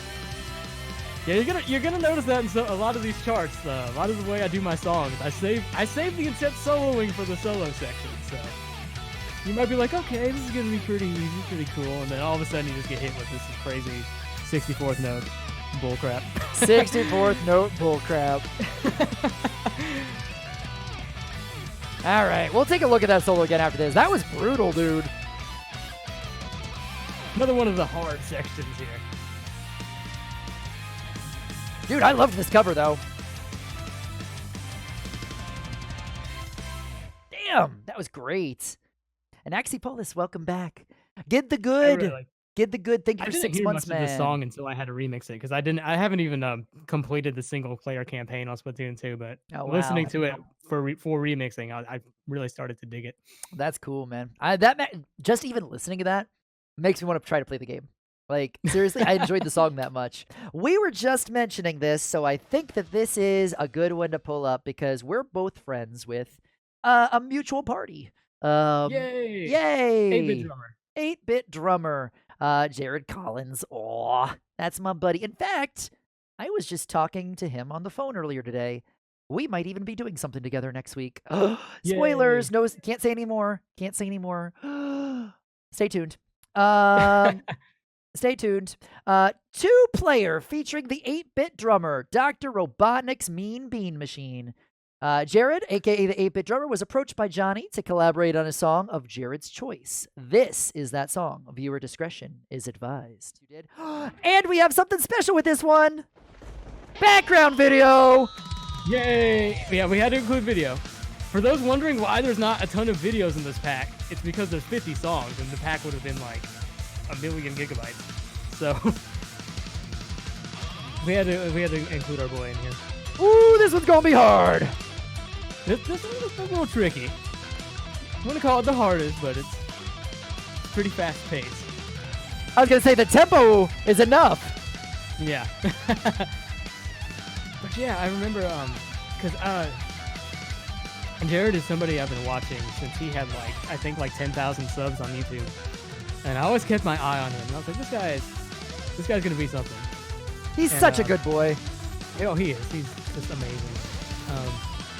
And so, you know, I kind of checked in on him every now and then, and then like he got up to like 90K, and I was only at like I don't know 60 or 70. I was like, dang. And so I reached out to him. I was like, man, I've been watching you for like a long time. If you ever want to do anything, I will do whatever song you want, your pick, and we can play it together. I would be happy to do it. It would be awesome. And he got back to me. He was like, I'll get back with you and as soon as I can. And like I think a couple months later he did. He was like, I want to do 2-player from Mean Bean Machine. And I just did this in Sonic. I did a Sonic Fan Medley 2 not long before I did this one. And so I was already familiar with the song, so I was like, cool. So I just like threw it down like a full arrangement, and I was like, here you go, and just do whatever you want with it, however you want to drum to it. Just have your way, man. Just have fun. And, it's a hell of an arrangement, dude. Yeah. I like, whenever I collab with people, I like to give people as much freedom as I can give them, just because I know that's how you can get people's best work out of them. It's like, yeah, do your thing, because you're gonna do your thing better than anything I can tell you to do. So, like, man, however you want to drum with it, I'm cool. I will work around it if I have to, but I didn't have to. Everything you did was perfect. Dude, you got some harder tracks in here, like straight up. You're picking them. You're picking the hard stuff. I'm just picking the way the conversation's flowing, man. We talked about 8-bit. It made sense to play this next. That's it, man. It's the pre-recorded thing. It's the pre-recorded thing. It's just good timing. I was like, hey, like we're gonna record this, and we're gonna do all the hard stuff, and it's gonna make me look insane. It's gonna make you look insane, and everyone's gonna be like, oh man, I thought these were easy. Rito even just said in chat, this song is definitely harder than Chaos Angel. What? I don't know, Rito. I don't know. I'm gonna have to call you out on that. I mean, Rito's one of the charters. Stuff in it. Damn. Apparently, we played this before, and I as a preview for the pack, and apparently I sight read FC'd it, but I do not remember it. And I did. I was like, man, he's gonna FC the whole pack. Oh gosh! I was like, really quickly, go back and just make everything really hard. Theme of a Tragedic Revenge. Tragedic Revenge. Yeah. That's such a hard word to say. Jonny Atma writes out and puts together most of his guitar solos, but for the solos in Tragedic Revenge, most of the guitar leads, not based on the original version, were improvised to match the improv feel of the original. Improved. Yeah. Yes. Ooh. Not necessarily the first part of the solos, because I still kind of did like a loose, very loose. What's the word I'm looking for? Playing of what was originally recorded, for lack of a better word. Okay. But then, like, for my solos, wasn't like 100% improv, but mostly improv. Like, if I recorded something I didn't like it, I went back and recorded something else. Sure. But yeah, I didn't really write something for a lot of the solo sections that I did, aside from the keyboard synth solo, which is not improv because I'm not that good on keyboard yet. I have to write that. Dude, no, I have a keyboard in my house, and I studied a little bit of piano back when I was like in college, and like, yeah, I don't know how anybody is good at that instrument. I don't get it. Like, like tough, I play it, I'm like, oh yeah, I'm playing these chords. Let me, these notes. Yeah. And I look at a good player of piano or keyboard, and I'm just like, how are you? How are you? Yeah. You know, I don't get it, man. All right. Terry, you cheering us on, girl? Thank you. Oh, I remember this one, just from the sound of it. Yeah, this is one of those songs that it's not really a super popular song because it came from the Night series, which is, I don't know if both games are on Sega Saturn, but I know one of them is. I was gonna say the one I think of is Saturn. Yeah. Yeah, I think because there's Nights in the Dreams and there's Nights Journey into Dreams or something like that, and I think they're both on Saturn. Chat will correct us, but really, really, really cool song. The song, well, I guess the song too, but the game was made by the Sonic team, so it kind of has that same rocky feel that the old Sonic stuff has. I never actually owned a Saturn, so I never played any of those games on that system. And that was always a didn't little either. bit of a bummer to me, you know? I hate missing out on things like that, you know, like can't talk about it or, you know, Yeah. share that experience. One of my I don't visit extended family much, but when I was younger, I was at my cousin's house and they had a Saturn. That was the only time I experienced it. And I think when we played, it was some racing game, some street racing game. I can't remember what. And a Virtua Fighter. And that was really it. That was my only experience with the Saturn. With the Dreamcast, I had a best friend that had one, so I didn't really play a lot of Dreamcast stuff either. Soul Deity in chat said they never owned an N64 and they regret it. Oh man, that's Damn. that's an important concept. Well, so here's the thing, though. I would say don't regret it, right? Like, Yeah. because You can there's still play. Yeah, you can still play it. In fact, I'd say it's easier to play those games now, right? And Oh, then yeah. you don't have to Oh, worry yeah. about buying a game and it being really bad because you can see all the reviews and things now. You know what's good out there. Yeah. That's kind of a blessing. You can go through all the good stuff without worrying about the bad. You have a water bot that says you need to drink water, Jason. Yeah, he'll hydrate, dude. It's pretty cool. I think I need something like that. I need like a bathroom bot. Go use the bathroom. Oh, God, you should. Oh, no. Now I think oh, God, I probably should pee. Not right. I mean, not right now. I brought it up. I know my mods will probably yell at me now, too. They'll be like, Jason, pee. Take care. On the Uggs, just pee right now. Oh, just pee right now. Just, the relief. Oh, I feel so warm.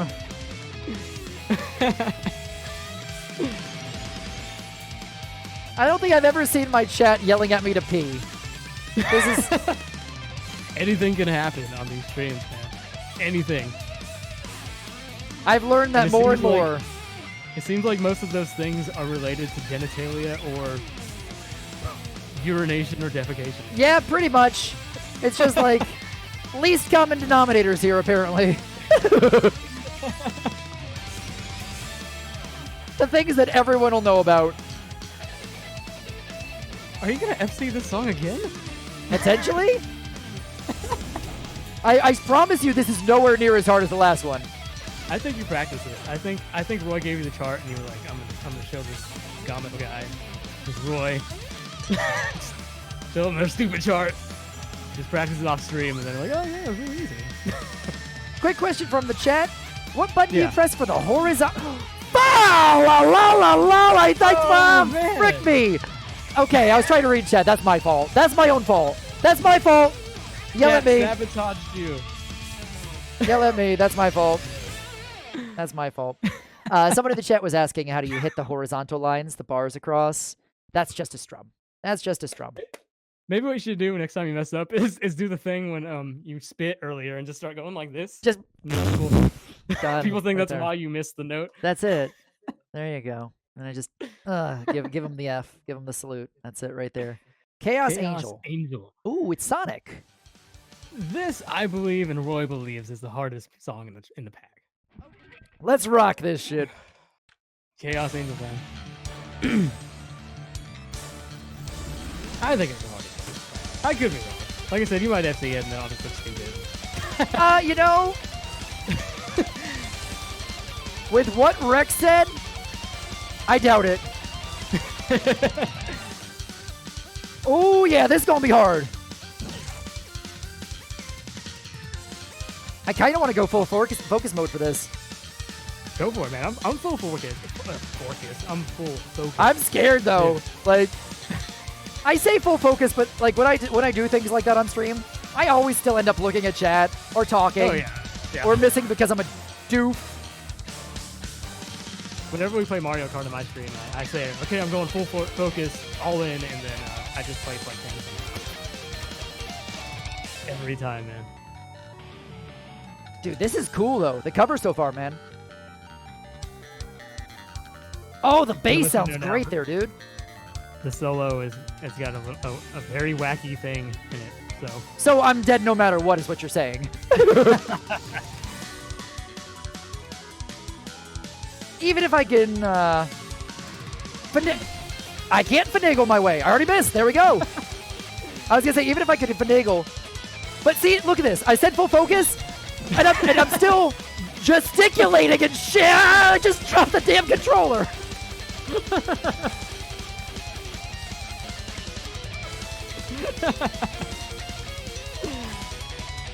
For whatever, like, this is one of those moments that normally I would say I'm an idiot. But everyone already knows that.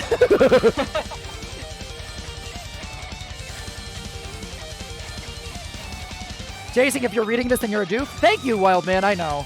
Here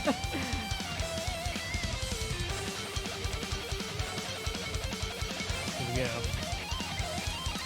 What the fuck is that? Everyone does that. Every time somebody has streamed this song, that's their exact reaction.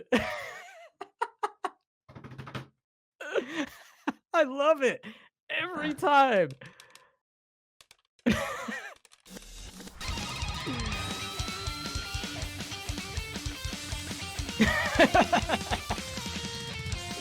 That's some Masai shit? I agree, saying Kirby. Where's Randy?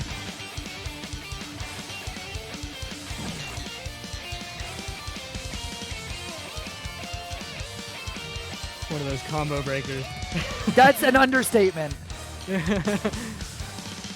I want you to know there's nothing even in... Like, people always, like, put Through the Fire and Flames as, like, the hardest song in Guitar Hero history. That right there is harder than anything in Guitar Hero 3. Straight up. That one section right there. Take that. And, of course, the Wily, the full version Wily theme, right? Oh, of course.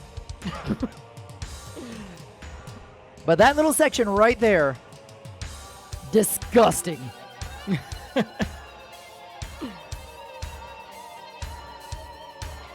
I think there's one other song in this pack that does that too.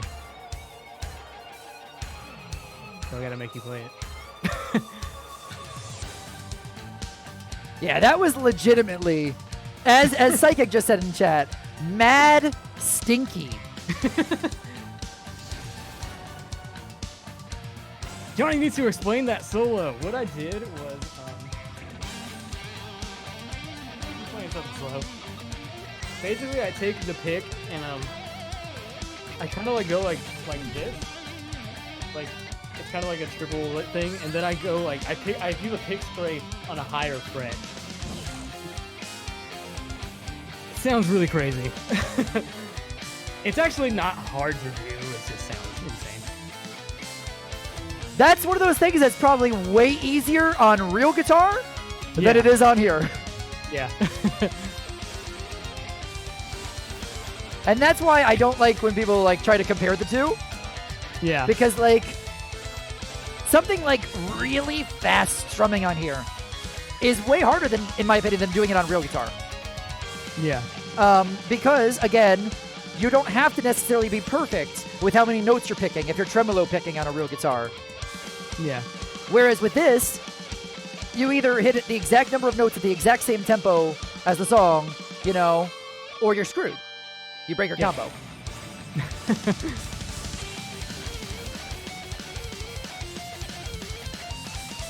So this is the first phase, but like a million times faster. I was gonna say, this is so much faster.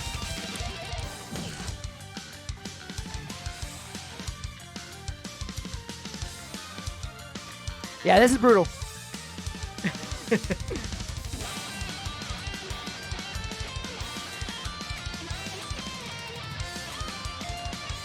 I'm scared for that damn guitar solo medley now, damn. Dude.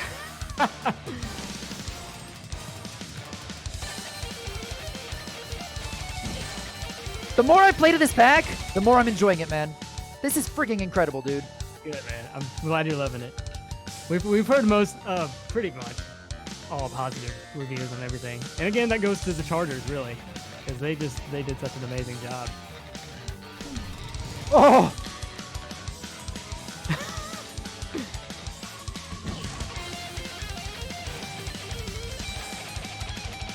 So I wouldn't say it's all the charters, though, because if you didn't give us the amazing music, first of all, we wouldn't be able to do anything with it, right? So I hit some random notes, and they sound okay every now and then. Some styles of music work way better than others. Yep. This is one that works really well for this style of game. which is why I was so excited about it. Yeah, and I made sure when I suggested a bunch of songs to Roy and the other charters, I made sure like I picked a bunch of stuff that I felt would fit the guitar or a Clone Hero mold very well. So Oof, damn, that stuff like is. this is one of them. Is there any other song that you feel would be like absolutely amazing for us to show off? The ones that you are the most proud of? Because if that's the case, I want to make sure we have definitely to do my that. thing. We have to do my thing. We have to do Fierce Battle from Final Fantasy VI. Fierce? Oh, well, I mean, hey, if you're doing Final Fantasy VI, if that's what you're calling, I'm always going to say yes to that, man. Always. Let's do some Fierce Battle FF6. Let's rock it, man. The official theme of your ego, huh? Yep. Oh, man. Atma weapon. I love this song so much. Dude, the freaking flying continent, man. That entire part of the game is just so epic.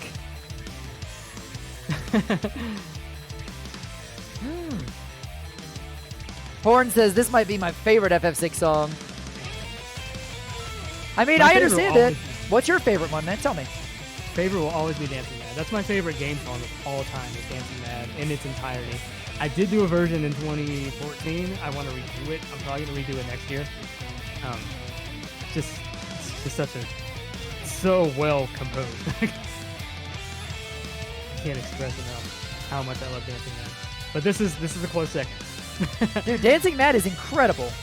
Yeah. Like that entire ending sequence, that final boss sequence in Final Fantasy VI, man. What an incredible soundtrack. I feel like it's just so impressive to see what people did back with soundtracks in the earlier days, because they were limited, you know? You weren't getting a full orchestra, you know? You were just getting that 8-bit, 16-bit sound, and they made things that still stand the test of time today, you know? Even without instruments. And I feel like the whole instruments coming about thing is kind of what has, I'm not going to say it, you know, the game music or anything, but game music has definitely been a lot different. Sure. Ever since we've been able to have orchestras, a lot of games now focus on, watching me do this solo, focus on immersion, so you got a lot of film score sounding stuff. Right. But, you know, there's still a lot of great stuff out there, like the Mario soundtracks. Definitely. Stuff like We actually just were playing through Guacamelee 2 yesterday for Variety Day for us here. Yeah. And that game had a pretty damn good soundtrack. Really? If you enjoy any sort of like Metroidvania style games, might be worth checking out. That was a lot of fun yesterday. Probably one of the best games we played for Variety on stream so far. Like, was playing it co-op yesterday with my girlfriend here, and we're both stoked to get back to it, man. Like, it's worth checking out. Is it on Switch? Not yet that I know of. Not yet. Okay. Steam? I think it's Steam and PS4 at the moment. Okay, I have good. Hey, Torby, welcome back, man. Thank you so much for 2 months, dude. You might get an FC, Jason. Was that there's a crazy solo coming up the way you said that? No, I'm good. Like I said, this song isn't too crazy. It's really fun though. And for me, being such a huge fan of the FF6 soundtrack, I love playing this. Caleb Stray, welcome. Good to have you here today, dude.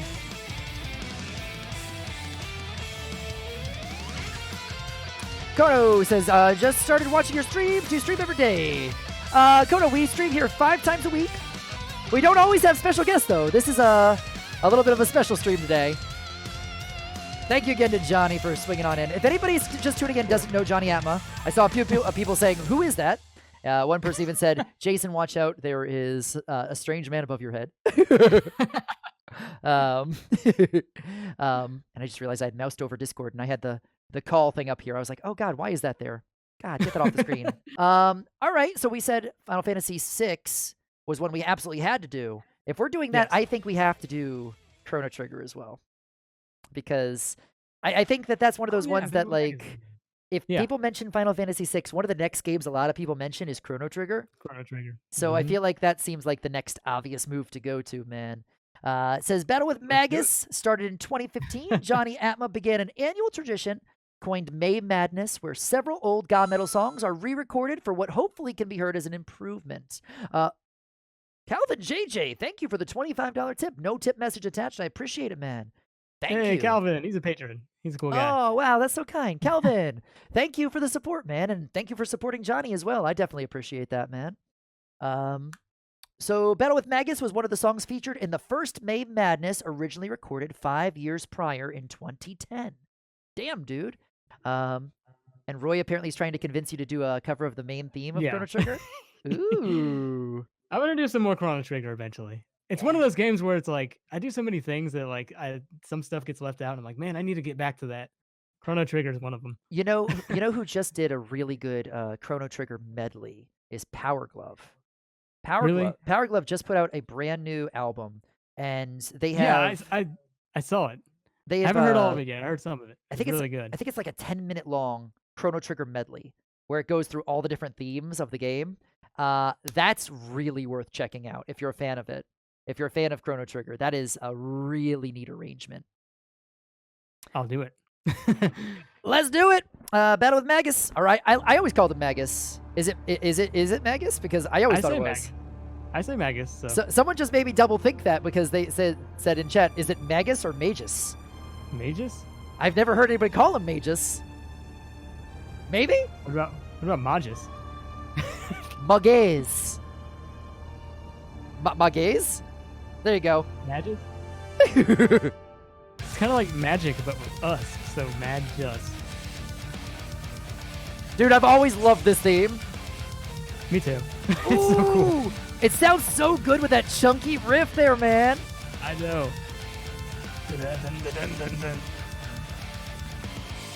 That's got some real heft to it. One of the first songs I did, man, was this one. 2010. I mean, this is probably like the 10th song I ever did.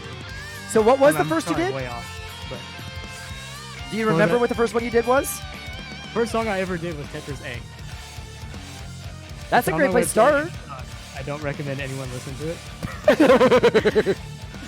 All my old stuff is come a long way. Yeah. Yeah, Lumine brought up. I mean, back before GaMetal was a thing, I did Contra stuff. Oh yeah. Did you ever watch Vertex Guy on old YouTube? I don't think so. He was like one of the first guys that did video game metal stuff, and he did like Contra, the jungle theme. He like did like Double Dragon. It was just really, really good. And, around the same time, I had also done my own Contra remix, but you know, I was not nearly as good as Vertex Guy.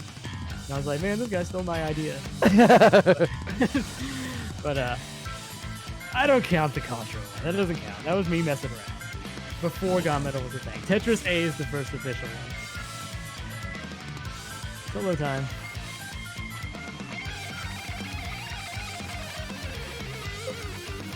Oh! Oh! Good.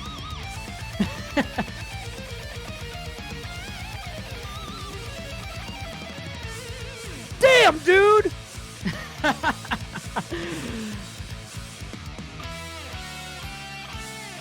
knew you could do it. That feels pretty good. Dude, like no joke, I feel like all of these tracks, the solos have at least one part in them that comes out of nowhere that just can absolutely wreck phases in these charts, man. But it's enough that when you hit it, you get this nice feeling of completion. Oh, completely. Yeah, man. The last note. That felt great. That's an amazing sight read FC. Hell yeah, man. Roy just said that's why the solo medley is so great. Okay, I'm gonna say it right now. We're doing it today. We're playing it. We're gonna do it. I'm seeing a lot of One-Winged Angel in chat. You know what? Let's do it. One-Winged Angel, and then right after that, we'll do some Castlevania. Sounds good to me. This has me trying to do some vocals here. So wait, what? I didn't even know you had any vocals in any of your GaMetal stuff. I sing sometimes. Really? Sometimes. Wait, really? I actually had no idea about this. I mean, I knew you'd mentioned the vocals earlier with the band, but I didn't know that you had brought any of that into GaMetal. I have never heard that. Can you tell me a little bit about the songs you've done that on in the process? This is my wannabe opera voice. All right, all right. Yeah, I do it very rarely. I've actually done it. I did it twice last month. I Okay. did it on the Courtney Gear song, and I did it on a song that's in this pack. I did the singing parts for "Unknown from Me." I didn't do the rapping parts. I got a guy named Shout Out to do that. Um, but yeah, I used to do a lot of singing back when I was in that funk and R&B group I was talking about. Um, That's probably okay. I wasn't like the best or anything like that. But it's always something I kind of done on the side, and it's something I've been working on for a very long time. And so every now and then I do it, and it makes it a lot more special if I do it on rare occasions. Sure. Because so many times whenever I do that, every time I do it, people are like, "This is the first time Johnny has ever sung in a song." And I'm like, "No, I've done it like 3 other times." Like every single time. Even when I did Courtney Gears, like a couple weeks after I did Unknown from Me, people are like, "This is the first time I heard Johnny sing," and I'm like, "I just did it." But it's funny to me. I think it's funny, and yeah, Well, I try my best. I have like a rock voice, and I have the opera voice, and I kind of have a clean voice, and that's probably like my weakest one. But I try to switch between the three. how freaking cool, man. The video for this remix featured a nod to acapella VGM remixer Smooth McGroove, including a high-res shot of Sephiroth surrounded by 8 singing Johnnies.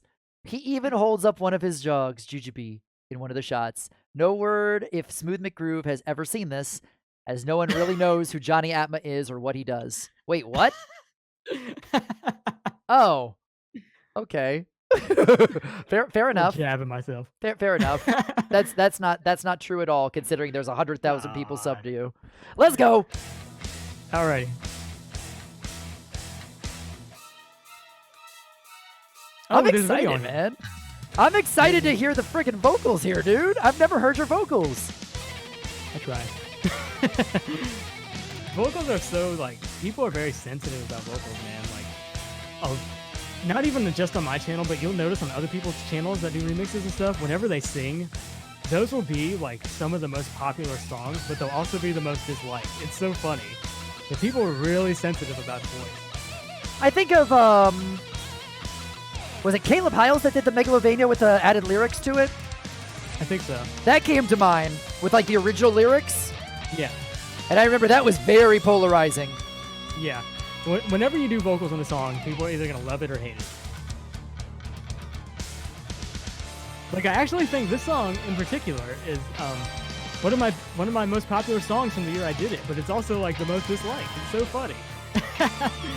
That's kind of crazy to me, man. Yeah. But I'm cool with it. I expect it. How cool!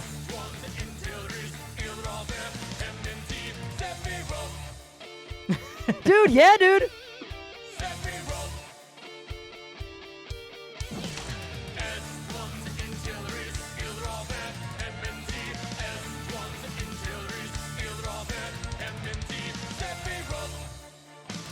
Dude, that's freaking cool. I want to make sure we see the smooth McGroove shot that I did. Oh, I can't man. remember where I did it. I really like the editing in this one, too. For the video? Like, the cuts back and forth are great, dude. Thank you.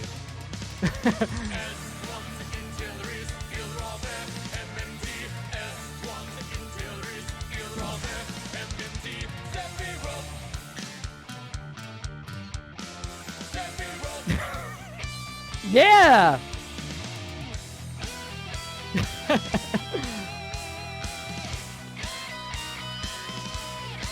Super high res.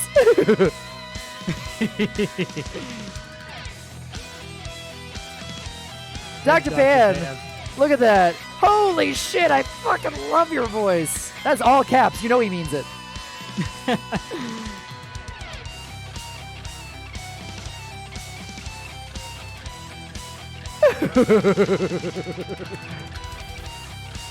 That was some super high res, man. Oh, I know.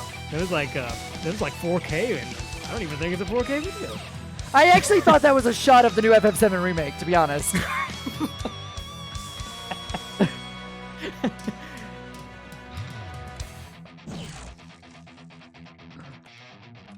Ooh. All All right, here comes some crazy high vocal stuff here. Yo, that switch up.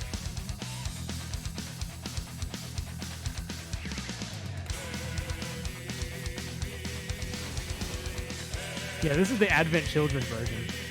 And this is all you on the vocals. Yeah. Yep. Yo, dude.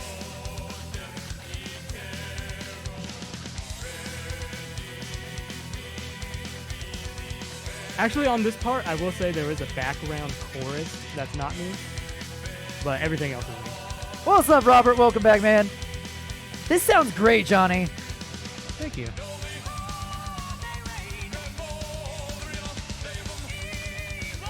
Those high vocals, man.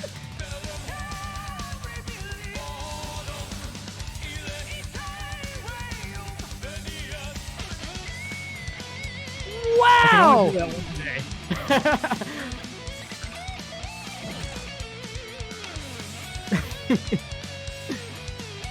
Wolfie just said, surprised you could hit notes that high.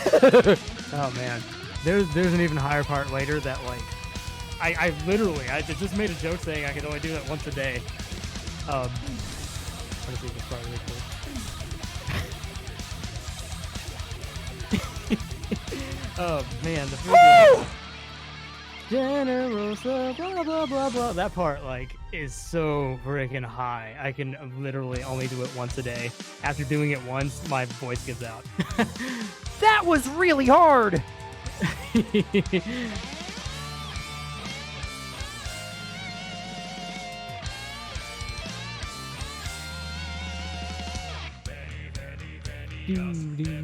Oh, this part. This is a bit of a struggle too. I don't exactly have the lowest voice in the world.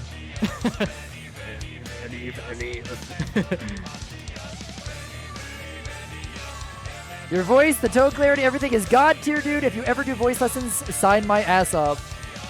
Look at that. Look at you, man. Yeah, man, that Generosa is no joke. Damn, dude. I probably can't even do it now. Like, I've aged like a couple years. I probably can't even do it now. Don't count yourself out, dude. Oh, man. If I ever... It was so high. I was like, what the heck? I had to, like, try it on different mornings with a fresh voice box. Oh, God, dude. All right, Team Rocket. Let's go. To protect... Oh, well, I mean, we should already know what this is going to say, don't we? To protect the world from devastation and unite all people within our nation, Jonny Atma created this remix. Beautiful. Nice being here. It's fun. Okay, that started fast. So, go ahead. Sorry, I totally cut you off there. Oh, you're good. I was just going to say, anything about this one that you, for when you were doing it? Because I have not heard this cover of yours. Oh, you know, I don't really have much to say about it. It's just a really cool song. I did throw in later on. There's the Team Rocket Hideout music from Pokemon Red and Blue. I threw that in here as like a bridge.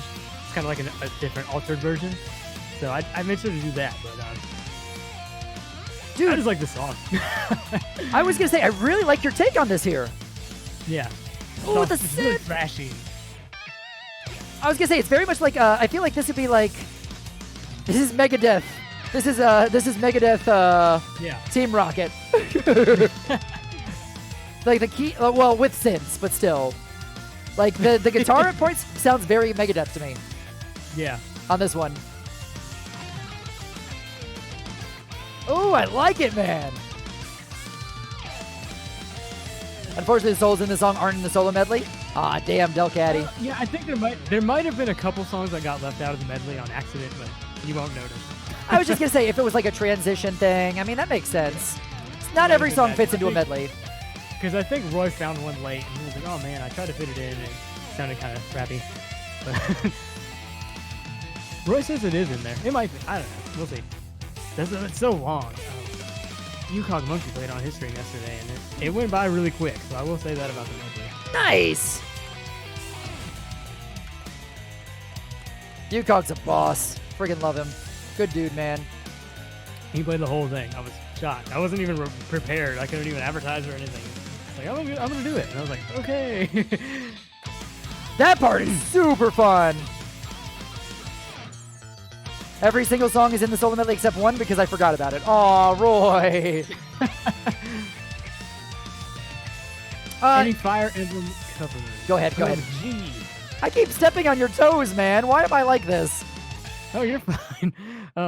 PUBG. I don't think we put one in this pack. I have a few on my YouTube. I can't I don't think there's any in this pack. I can't Did you stop actually talking. No, I didn't. I missed one. No. Oh, okay. I missed it. God, why am I like this, man? Why am I like... God, Jason, shut up! This was originally, the first version of this was one of the first customs that I played like all the time on my stream. And that was back like when we were still playing Guitar Hero 3, right? Like before we switched over to using Clone Hero. And I still get so many people coming through on that. Still to this day, like people from that. So it's neat to see you take this and redo it. And I absolutely love this version too. So I think that this is a really good time to bring up like the process of revitalizing these songs. Since you had done so many of the older ones and you want to take them and do more of the improvements, things like that with your, was it May Madness? I think it is. What's the process there for taking it? Is it just the, hey, let me take what I've learned and make this better? Or do you have like, oh, I need to make these additions to each of these? Anything like that? Yeah, like what I'll do is, especially with like my really, really old stuff, like 2009 to 2012, you know, a lot of those songs I did, they were like my personal choices and I was just doing them for fun. Sure. And I go back and listen to them now and I'm like, man, this sounds so sucky. Like I could do it so much better now. And so that's basically what I do. Like I take them sometimes and like for example, this year I did a couple songs that I recorded in 2014. Just because I know that, at least in my opinion, it's different for everybody, but in my opinion, my sound quality now is a lot better than it was back in 2014. So I've sometimes, and it's really a case with this one. I did Dark Star Core in the final in 2013, and it's the number 3 GaMetal song in views on YouTube right now. Wow. So it's by far an extremely well-received remix, but I was like, you know, I want to hear it with this sound. So sometimes I don't have to change things too much, and I just re-record them. That was the case here. I just kind of like improved some background in some sections, but I know like a lot of people dug the original remix, so I was like, I'm not going to change this one up too much. But then you have like my really old stuff where I maybe did it really short. I didn't do a solo. Sounded weak, stuff like that, and and sometimes it can go from like a super slight alteration with just re-recording with like this remix, or it can be like a drastic change. Like I redid Rainbow Road from Mario Kart Wii. I first did it in 2010, and I redid it this year. A lot different from my 2010 version. I added solo, I lengthened it, I added the final lap for the end. Wow. So sometimes I change it a lot. Sometimes I just kind of keep it the way I had it. If I know it was really well received and I just kind of want to get that improvement in sound quality. Right. Like, I mean, my God, this one does sound a lot better in my opinion, at least. For anybody who hasn't heard it, let's check it out. That's just my opinion. Let's see what they think. I loved the original too, but damn, dude, the sound quality improvement is there for sure. Yeah, I think so too. And, you know, sometimes when I do these remakes, I get people that are like, I prefer the original, and you know, that's cool because, like I said, when it comes to sound and the way things sound, it's opinion. People think things sound good because they think it sounds good. Right. And if somebody prefers the original that I did, that's cool because it's still there and they can still listen to it.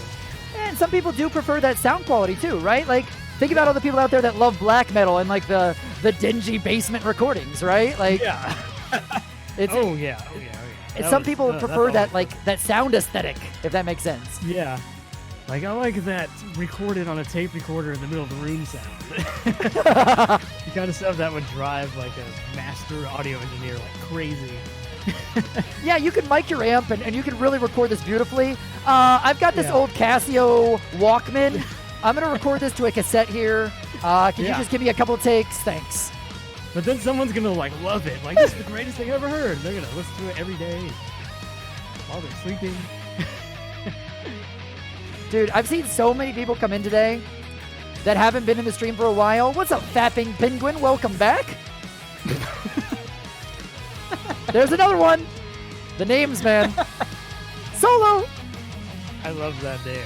I like penguins, so that just made it even funnier.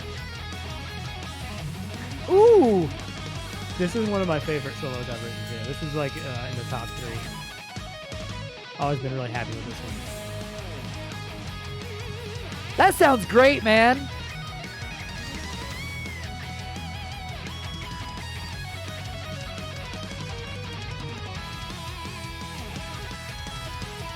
That tone is great. Thank you. My spirit animal is not a penguin in mine. It's probably something like really goofy, like a pigeon or something. Doofy? I don't know anything about being a doof. I don't know, man. Zach Fitz! Thank you for the Twitch Prime sub, man. Please enjoy those emotes. Definitely spread that love and hype, man. Isolix, thank you for the 69 bits too, man.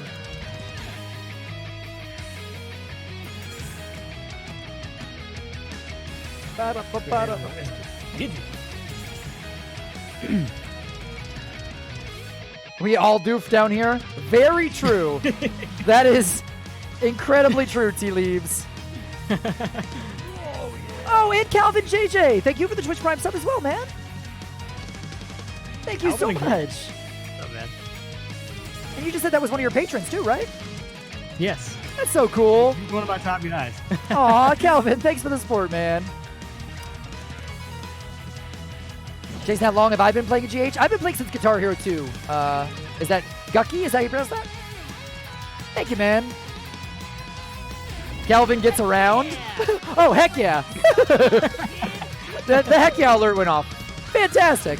To be continued. Thank you for gifting us up over to King of the Wicker people as well. What is going on with these subs? Guys, make sure you're not just subbing here. Give some love to Jonny Atma, too. We wouldn't be doing this without him today. Gotta make sure we're giving him the love, too. You guys have been crazy with the support for both me and Jason, so keep it up. Yeah. This community is just so incredibly generous, man. It blows my mind every day. Fast Drumming still here?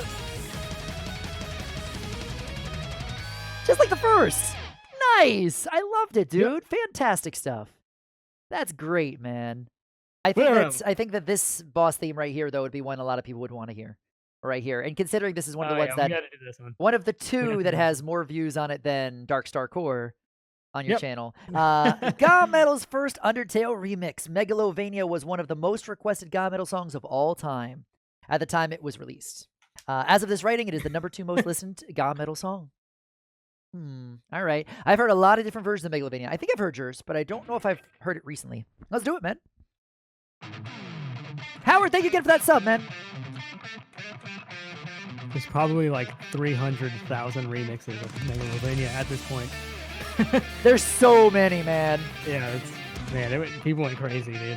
Like whole YouTube channels just dedicated themselves to Undertale for months. I mean, hey, Rashadi B, that's the way that he says that he, got his start. Really was the way his Undertale videos took off, right? His album like lit up. Hey, Gucky, thank you for the 100 bits, man. Welcome. So good to have you here.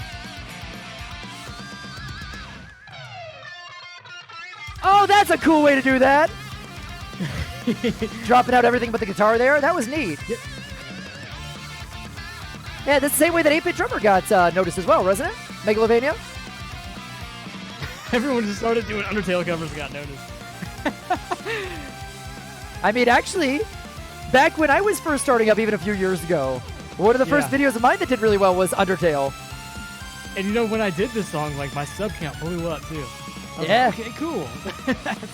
so like in a way, I understand why people like went all full force with it.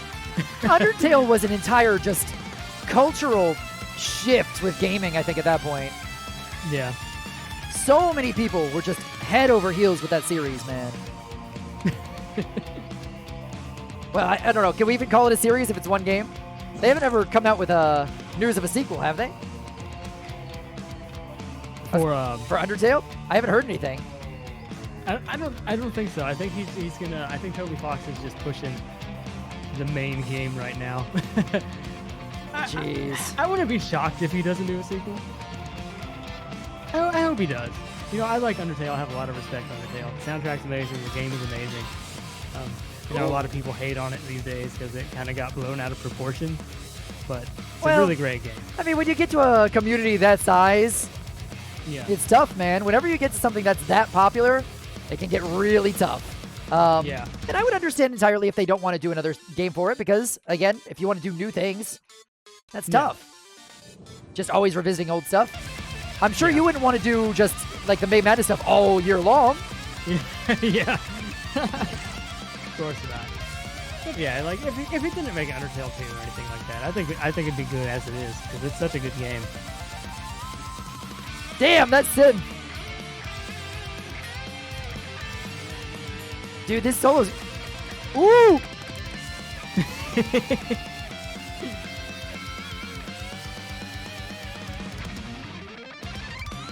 Nice! Oh, dude! You did it! You're on FC Road. Dude, I love when you break into these little synth parts. I feel like that is the one thing that like really separates you in my mind from a lot of the other YouTubers. Yeah, I do a lot of synth stuff. That is one of my things because like a lot of people they kind of have this guitar only approach. Yep. And you know, it sounds cool. It's fine, but like I just feel like you can get so much versatility when you throw synths and virtual instruments and everything. Agreed. Just make, I don't know. It's kind of like having 100 colors to paint with rather than just 5. That's such a great way to say it. Yeah. I love the way you just use that, like that analogy. Great way to say it. But you know, sometimes people paint with 5 colors and make works of art. So, And that's just it, right? You don't need too many chords to make a pop punk song, right? Nope. Like you can do it on 3. Shoot, I've seen people do it on 2.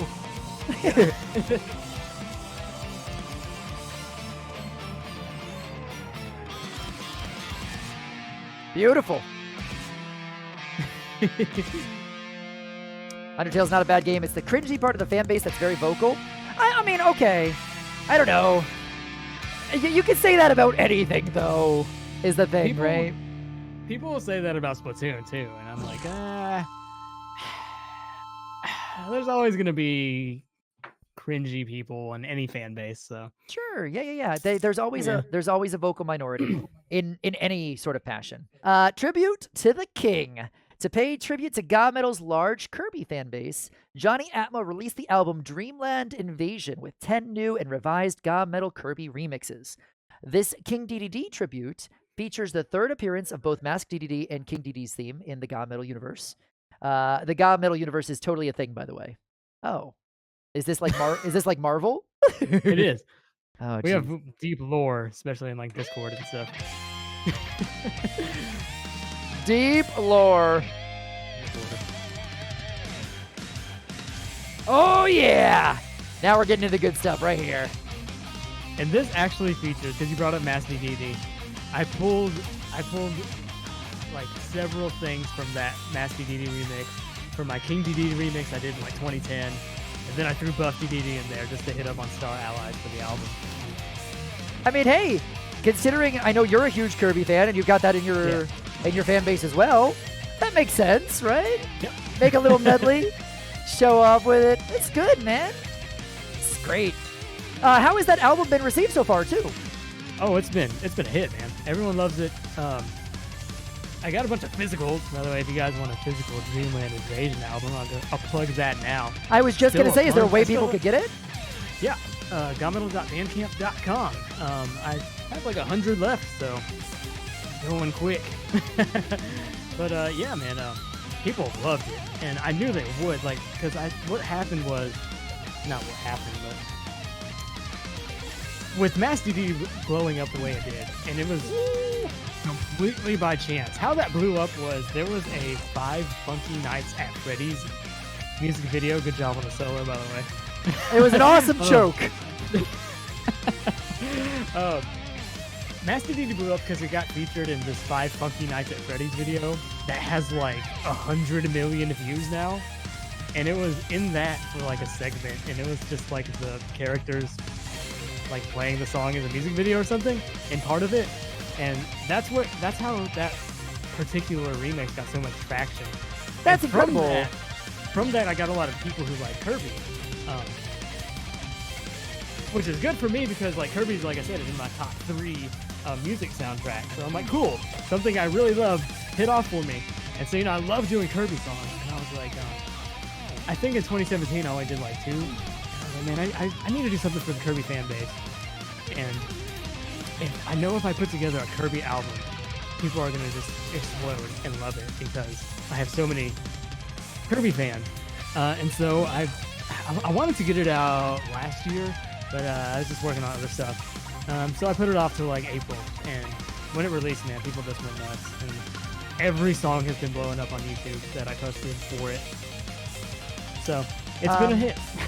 Correct me if I'm wrong, but isn't the album available to stream on Spotify as well? It is. It's on Spotify. It's on iTunes. It's free on Bandcamp. You don't have to pay for it if you don't want to. There's an option to make a donation if you want, but up to you. But yeah, it's on Spotify, Bandcamp, iTunes, probably somewhere else. I think Amazon Music, but who uses Amazon Music, right? There was a small time where I was listening to, I was looking at doing the Amazon Music thing, if only because they had a thing for a while. I don't know if it's still a thing, where they instantly added the digital version of it if you bought a physical copy of an album. Yeah. Which that's kind of cool. But I very rarely buy physical copies of anything anymore.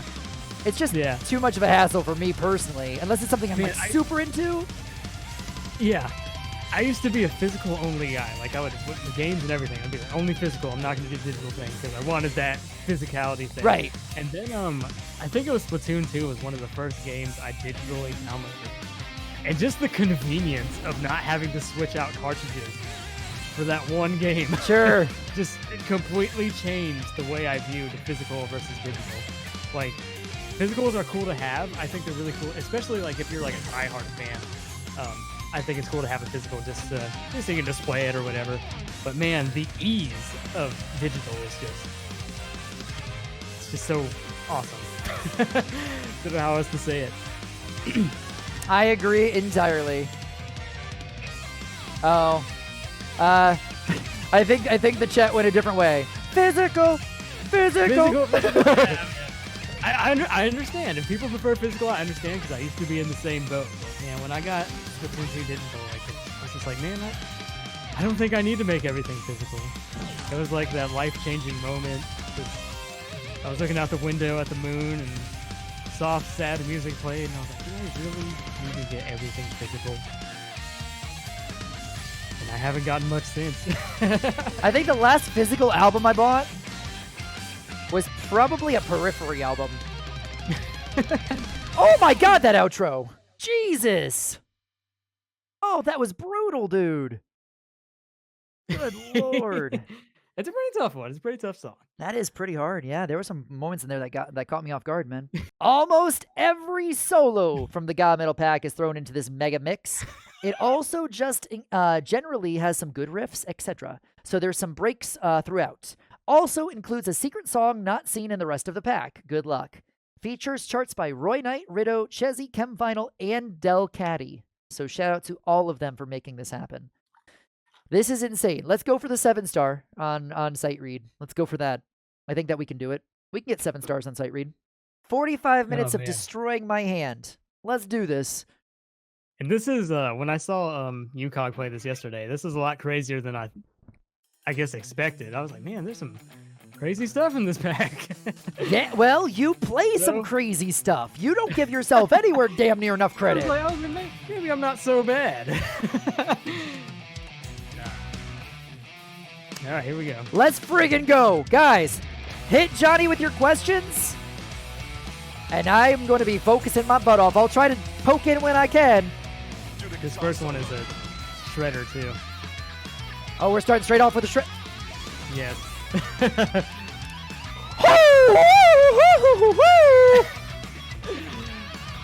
Good start, baby. Nice. FC.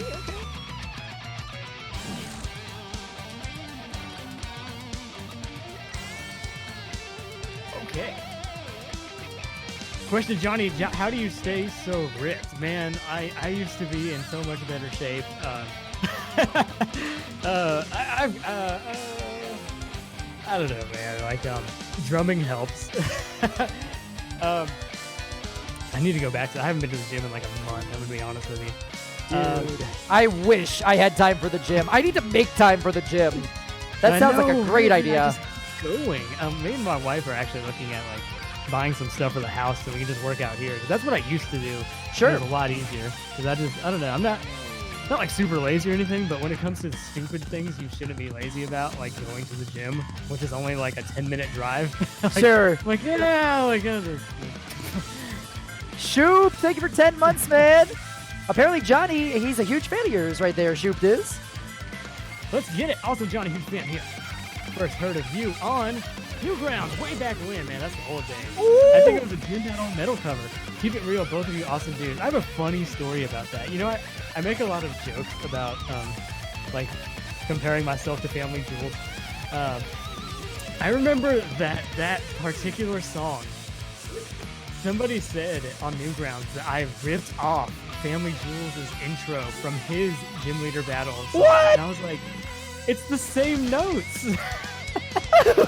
It was so funny to me. I was like, yeah, I hopped to the time machine. And oh, not even to mention that, I actually did it before he released the version. I'm not saying like I did it first or anything but like that, but like this guy was saying I ripped off a remix that hadn't even been released when I recorded and put it up. Wow. That's the memory I have of that particular song. It's so funny you bring that up. But yeah, man, thanks for sticking around for so long, Chief. Holy shit! Oh my god!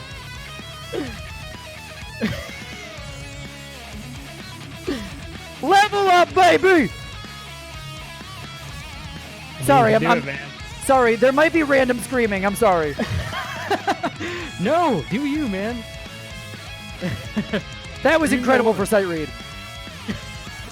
Kids, or have you ever gotten requests to do Persona music all the time?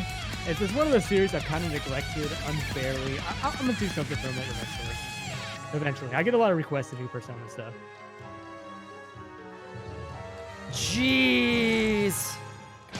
I was not expecting to start this out with a 1,000 note streak. That's for damn sure.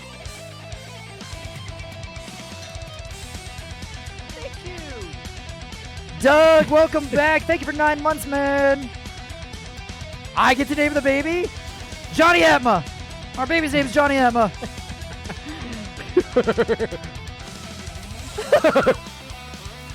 Chaos Kitten, what's my favorite guitar? Like, oh, that I own is gonna be this guy right here, the Boo guitar. I actually, it's over there. I don't feel like walking over and you guys seeing my butt and stuff, like going to get it. But my Boo guitar actually plays a little better. It's a little more bitey than the Boo guitar, the Boo Vendetta. I feel like it's easier to play too, but I don't have a whammy on that one. It's just a hardtail. So I prefer the Boo one because I get the whammy on there and I can be a little more versatile. Doug, thank you so much for the resub, man. Welcome back, dude. Absolute pleasure. Do you think Jason's fingers will fall off after this lurk beast? I don't think so. I think he's got this. Oof. I can't wait to see him do Roby Tank. That's like a nice solo. Lactose free. Favorite classical instrument? Oh my god! It depends what you mean by classical. Like, violin, piano. Piano would probably be my favorite. Piano's been around forever. Piano is so, you can do so much with the piano. It's ridiculous.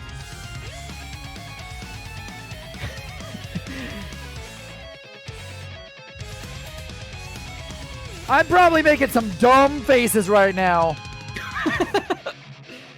It's funny because like your stream is like 2-3 seconds behind on my screen. As soon as you said that, you're just making this straight, concentrated face. This is hard as hell, dude. Oh yeah, man. This solo medley is no joke. If anybody ever goes for an FC on this, it's gonna be a real accomplishment. I could think of a few people that might be able to, but man, when you're going for a song that's 40 minutes long, yeah, and 1 split second can ruin everything, that's a lot. That's a lot of nerves. Imagine the nerves right there. Yep. I always forget this mechanical rhythm solo. It's kind of crazy. You know, honestly, depending on where that one part from that one song is, that Chaos song, I don't know if anybody would even go for this.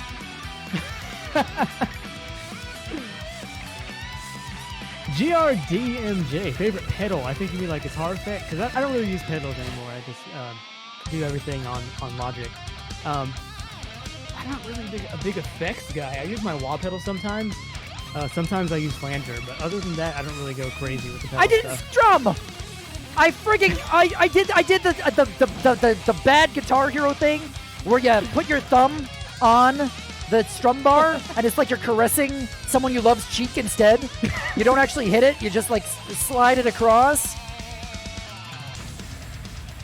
Yeah, that was me just now. Lactose free. There's actually 2 in this pack. Golden Sun songs. Doom Dragon and Saturos and Saturos and Minardi. Hope I said that right. I did do a Battle Boss remix back in 2013. Take it for what it's worth. It's an old song, so the sound quality isn't super awesome, but one of the better old ones. Marvelous, thank you so much again for that resub, man. So good to have you back, dude. This Big Bad Baby Bowser part is almost the entire song. Ooh!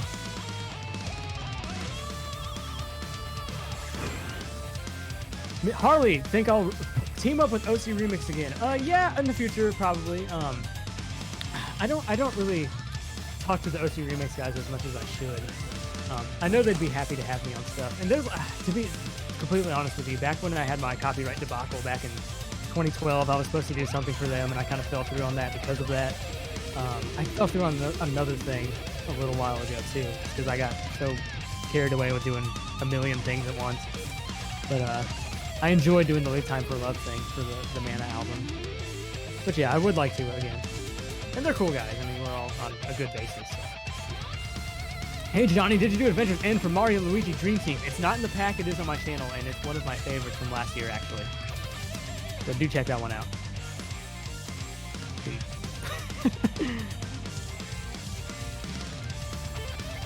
This is definitely keeping my attention, man. I figured it would. Shout out to Andrew. I don't want to put his name. Wrangle or Ragnall. Ooh, that Wrangle. transition. Shout out to Andrew. He did the organ for this song. He did an amazing job.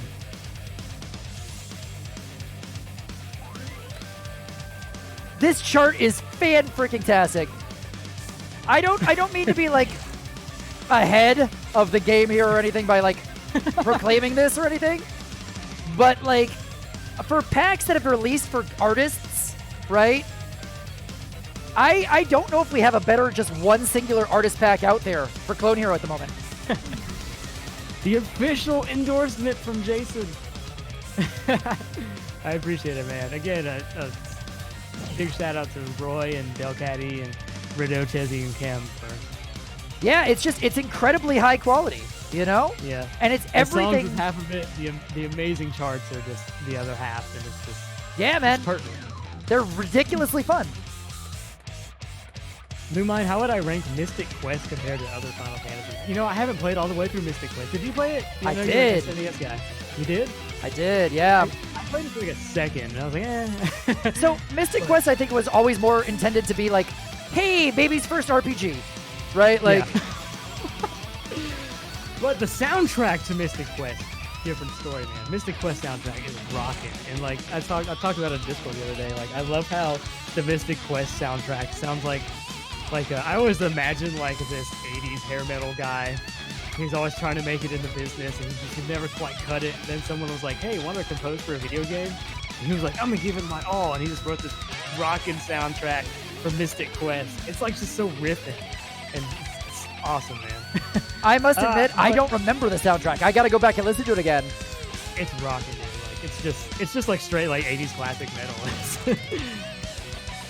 I actually have a Mystic Quest song coming up too. Keep your eye out for that. Oh shit, I'll look forward to it, man. I still remember like the mechanics of Mystic Quest, and like there were some things that game did really right for back in the day. Like the more you attacked an enemy, the more it like changed the way it looked. Things like that were really cool. I mean, for Super Nintendo, that was ahead of its time.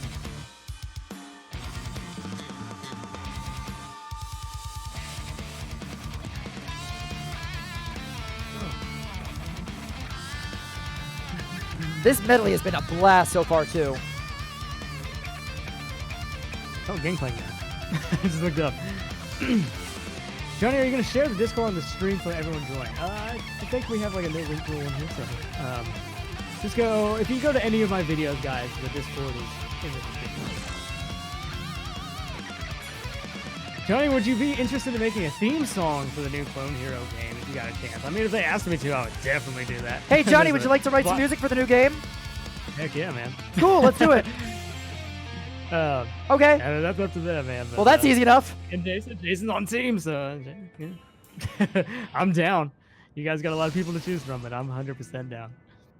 Whoever put that in chat, thank you.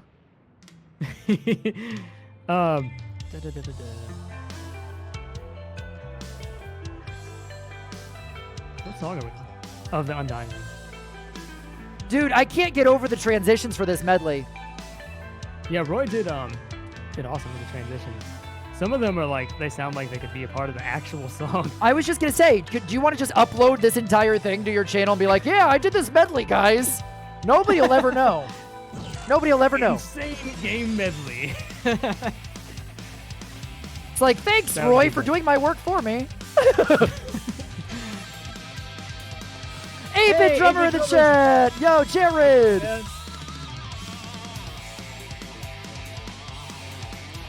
Jared, hope you're having a great night, buddy. Good to see you, dude. On the Tragedic, our favorite word. Apparently that's an actual word. I thought maybe it was like a mistranslation of tragic, but it's like a theater word. Jared, are you ready for our WrestleMania challenge tomorrow, friend? So this is kind of a cool, fun story, side story here. One of our mutual viewers, between 8-bit drummer and I, does a stream where he uses a WWE video game and takes his favorite streamers and, like, you know, turns them into creative characters. And apparently, the championship has been bouncing back and forth between 8-bit drummer and I. And their WrestleMania is tomorrow, and the main event is me versus Jared. That's amazing. It's pretty fantastic. I gotta tune in and watch that, man. People do some fun stuff on Twitch. I'm sure it's better writing than what's going on in WWE. Debatable, depending on what the storylines are. That's another subject entirely right there. What's the storyline there? Why are you guys fighting? Like, was it somebody just like, oh, my stream's better? So, I'm not even kidding when I say this. Somebody took clips from our stream yesterday and turned it into a full WrestleMania promo.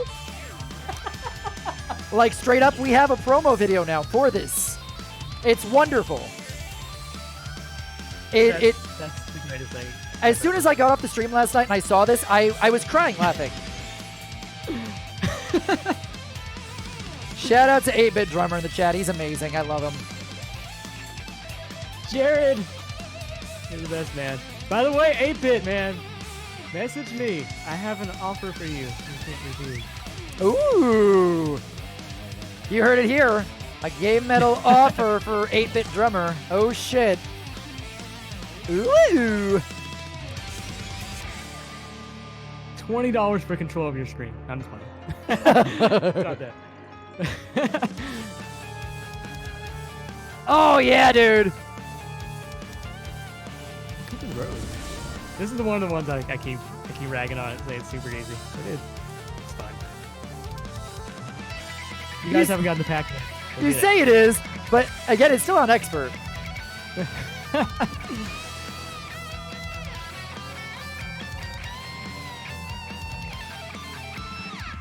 Ooh. Ooh, that's awkward.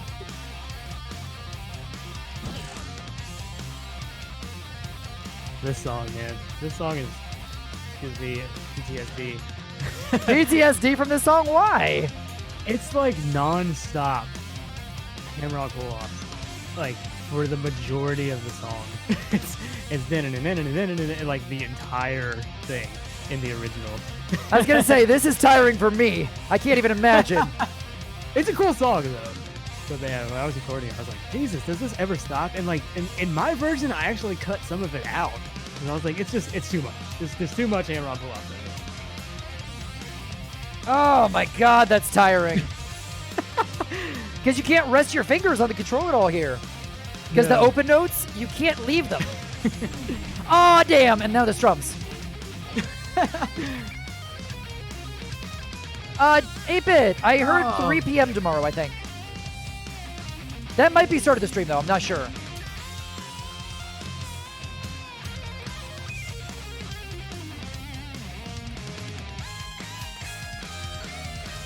We're not even halfway into this, guys. About a third, I think.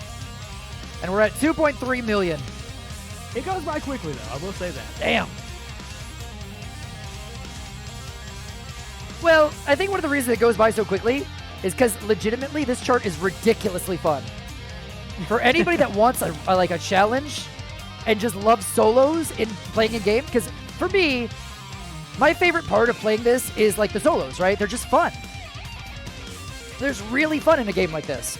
And a thing like this where it's nothing but solos from beginning to end is just so ridiculously fun to play. That just proves it. The time that it feels like it takes, it just goes to prove that this is fun. And you guys need to download it and play it all day. I mean, that's exactly it, right? But I want to do that more and more for artists. Like, I would love, as we continue to do this, you know, being able to get more, more artists to come on, have packs like this, and share their music. It's been such an absolute blast having you on, man. Thank you again for taking your time, dude. Oh, of course, dude. It's been a blast for me. Oh, what the frick? I keep saying. Yep. What was that tapping? I just now saw you do it on my screen. Oh, man. This song is... Whenever people ask me what's the hardest solo I had to record, it's that one. Roving Tank is so fast. It's a little bit beyond how fast I can pick. Sure. Or at least pick multiple notes. Apparently everybody is saying the way that's charted is actually the nerfed version. Apparently it used to be harder. Yeah, he did have it too fast. And like I actually had to like listen to the original and slow it down. Yeah. Like and listen to what the exact notes were. I think it ended up being what 64th notes was it, Roy? I can't remember. But it's something like that. Or maybe he had 64ths and I think we bumped it down to 48. Because that's what it really was. It used to be 64. So it's still accurate. Yeah, that's a lot faster though. But yeah, he did have it like crazy. Like, oh, come on. Impossible. I'm making some silly mistakes now.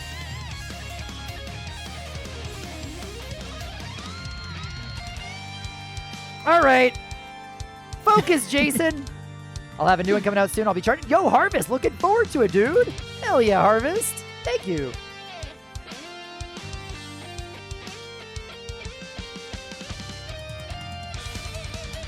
Ooh, that slowed down. Yep. Good luck with that 7-star. Thank you, Sir Cropslot. We just hit 4 stars. We got a long way to go. Oh, that bass, bro. Yeah. These little breaks in the middle, really needed. Yeah. Roy did a really good job with like the pacing on the solo medley. Like there's a lot of like, you get little breaks every now and then. You get the parts with like the easy, just cool riffs. So that kind of speaks to his talent when it comes to charting and putting this medley together as well. Ooh. Beautiful. Hey, thank you to everybody who's been here the whole time, man. Coming in, enjoying the stream with Johnny. I just saw someone in chat say, glad I was able to be here the whole time. It's a pleasure to have you guys here. I love getting to do stuff like this and inviting other people on. I wish we could do it more. There will be more of these in the future. And who knows, maybe we'll do another pack of these for you in the future, too. Would love to have you on the stream if you're ever in the area, too. Just let me know, man. We can always talk about that off stream.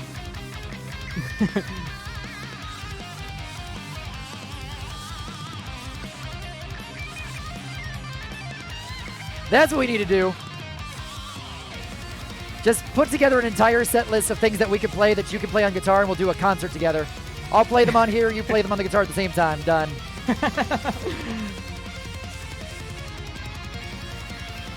Get a full band. We'll get 8-bit drummer to drum for us with it, too. Do the whole thing for charity. I'm down. Sounds like a hell of an idea.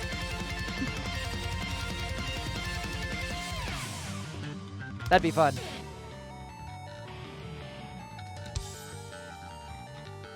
First time making it to your stream? Thinking of starting streaming too? This shit bumps? Yo, man, thank you so much for coming by. It's a pleasure to have you here on a special day, dude. Oh, this part again. All right. Be the next big streamer, man.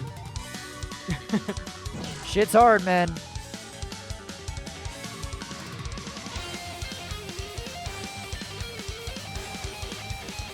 Back to this lovely song. I was just gonna say.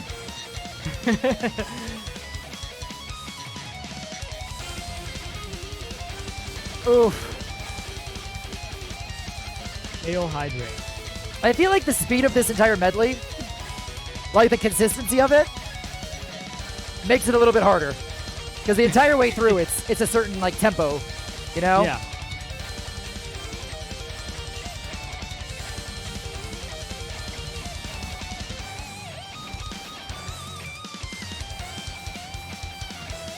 Here you go.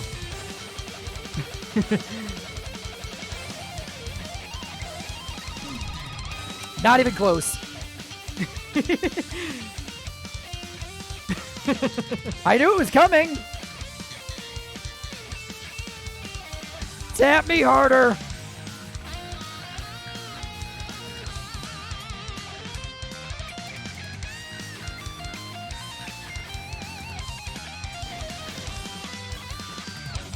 Yes, it is Atma Ryu.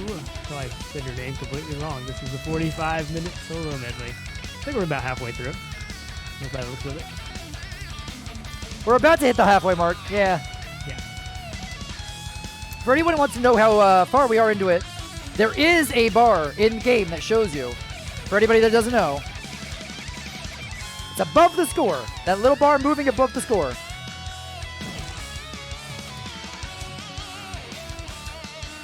Did Lufia, do I play the Fire Emblem games? I'm actually not big on tactical RPGs. Or Really? strategic RPGs, whatever they're saying. Yeah, they're never quite my thing. I mentioned earlier, like, the only one I've played through was Shining Force. I really like Shining Force. I didn't play the second or third one. But yeah, I've always been more of a turn-based RPG guy. So I've never really been much into Fire Emblem or anything like that. Did you ever try Tactics, Final Fantasy? I tried it and I didn't care for it. Really? I mean, that was a hard one to swallow for some people. I loved it, but man, the storyline got a little convoluted at points. But I do enjoy it. I'm a sucker for tactics, though. Like tactical RPGs, that strategy. Yeah. Like, I always loved Disgaea. That was, like... It was so over the top with how much content was in the game, though, with Disgaea. Yeah. I probably didn't really give tactics a fair shake either, you know. A lot of times, that was back in, like, when I was a young teenager, and I was like, yeah, it sucks. Nowadays, I give things a chance. Sure, yeah. I remember those days too, man.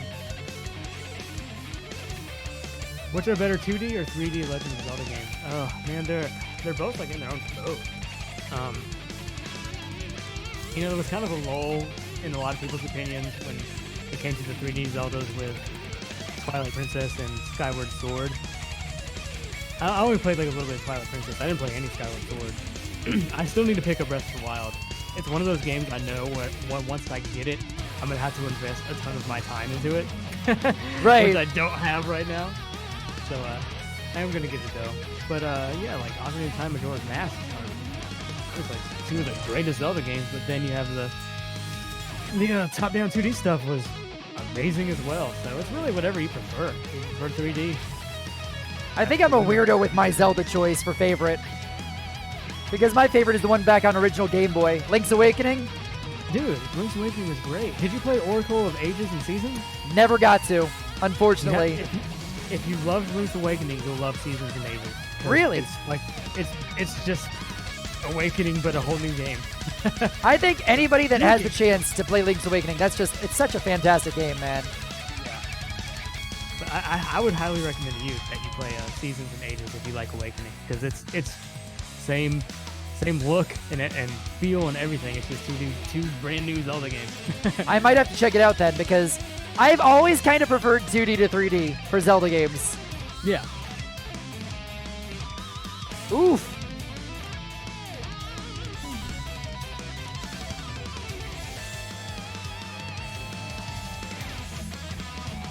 Why was that a -1? Why am I like this? What an awesome joke. Oh, there's a good one. What's the most obscure game you've enjoyed? The most obscure game? Oh my god. I've played and enjoyed. I'm looking back at my NES games.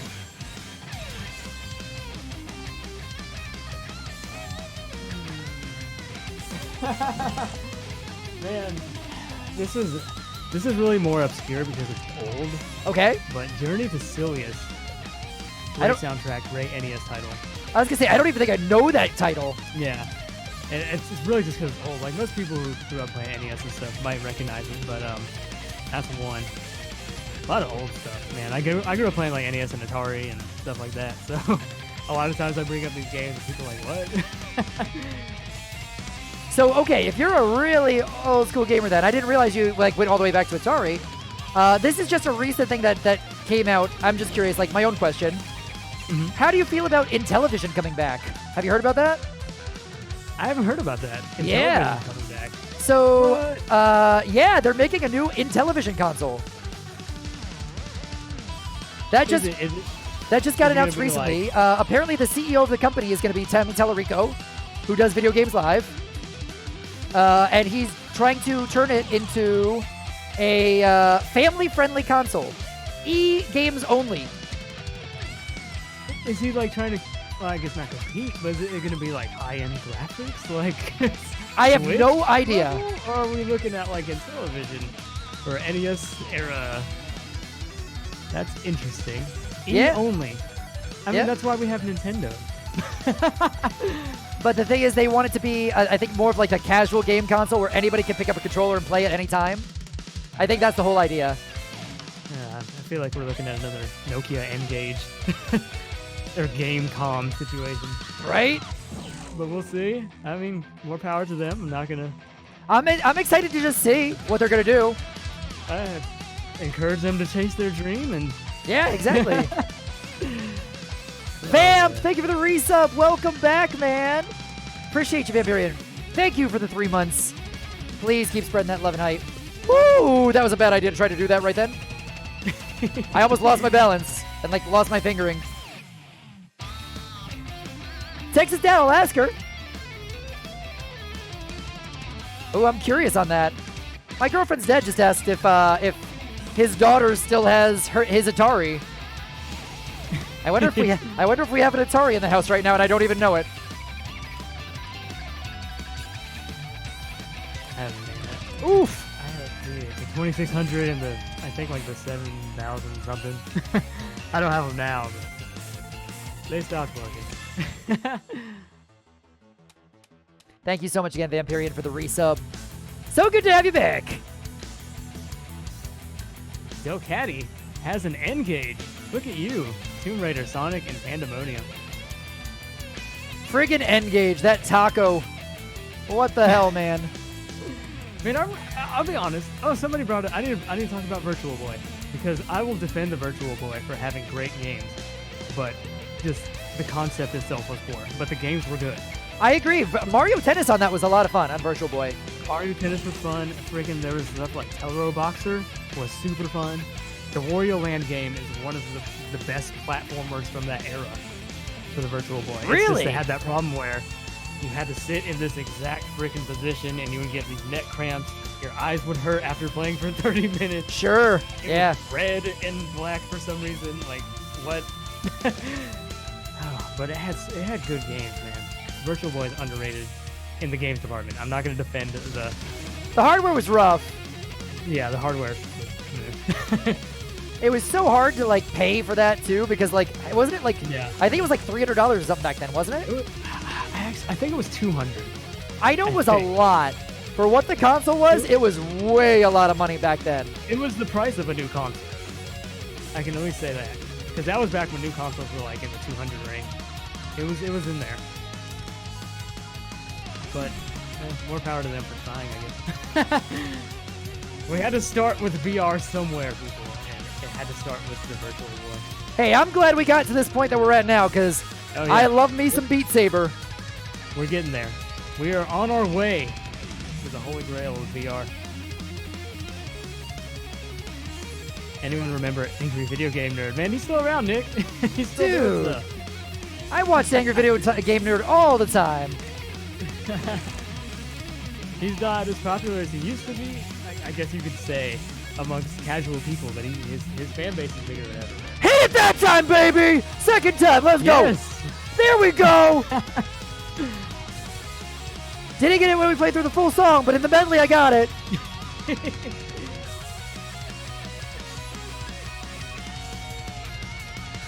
Jeez.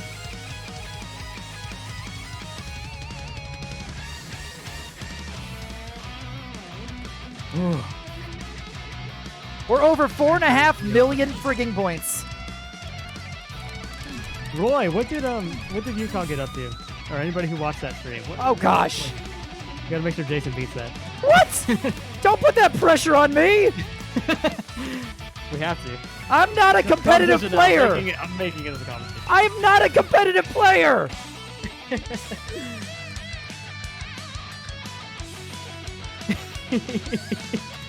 6.5. Alright, that's the score you gotta beat now.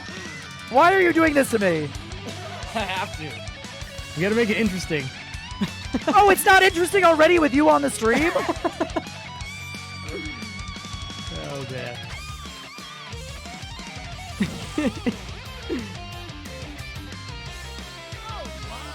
Kirby flexing, welcome back, man. Thank you for 6 months, dude.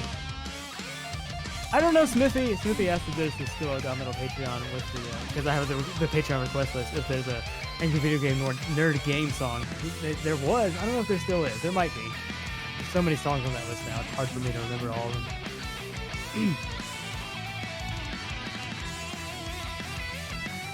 Hey, Johnny, have you heard of Payday 2 music, or is that too non-instruments for you?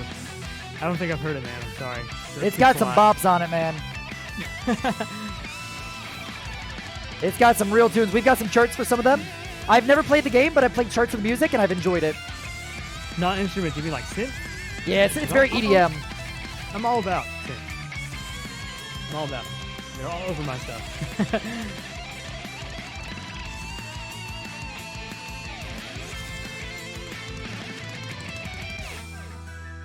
Great.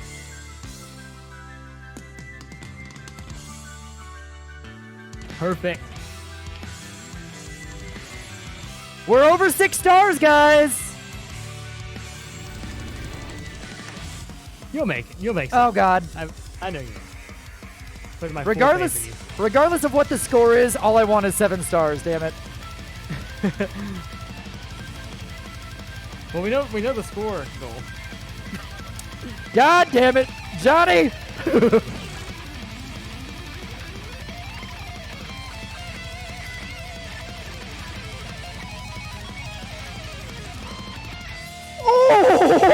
Oh yeah, this one.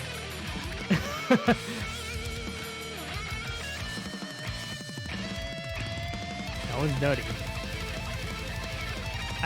In this solo, in the actual recording, in that little crazy part, I just tapped random notes. Did you just admit to that? Yeah, I will happily admit to it. It was intentionally random.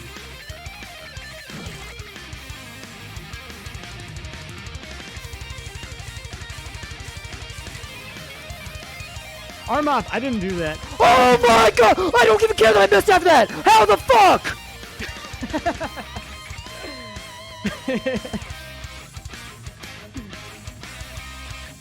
That one-handing though!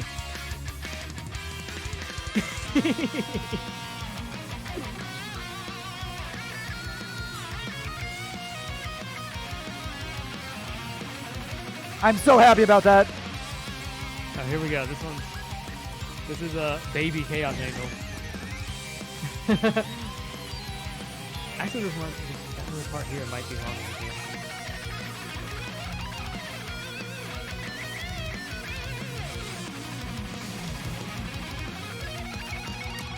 What the fuck? That ain't no baby!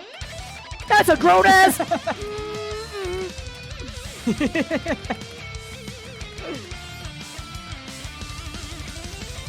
You'll have to see this song one day, Jason. I believe in you. Oh, yeah. Totally. Mystic Grove, welcome over. Thank you for the 500 bits. I'm so glad to have you here. Welcome, Mystic. Thanks for watching the Impresario over on YouTube, man. Great to have you. 7 stars done!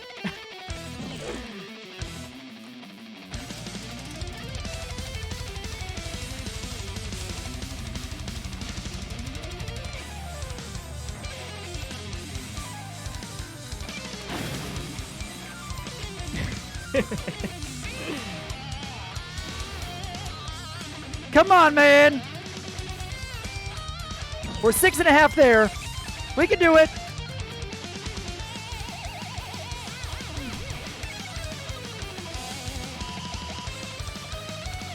Come on.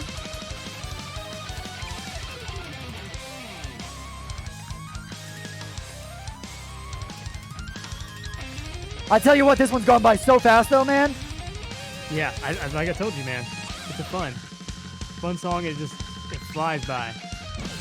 Like when I was watching it be done yesterday, I thought I was gonna be sitting there and like kind of get bored. Oh man, it's taking forever, but it just flew by. Is it weird you out that it feel weird at all to you that you wrote all of these? Yeah, when I heard it yesterday, I was like, man, some of this stuff is kind of crazy. Not just some of, a lot of it. Oh man. But yeah, because I had worried, I was like, I feel like some of these songs are gonna be kind of too easy. But then when I saw this, I was like, okay, there's a lot of crazy stuff in here, so I think we're good. Stupid song. That was one of the good ones.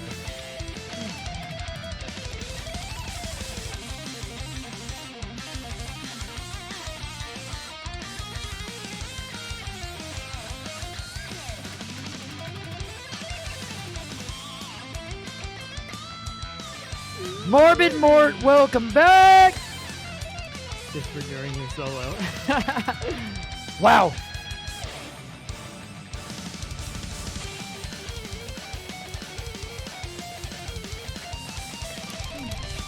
Oh boy.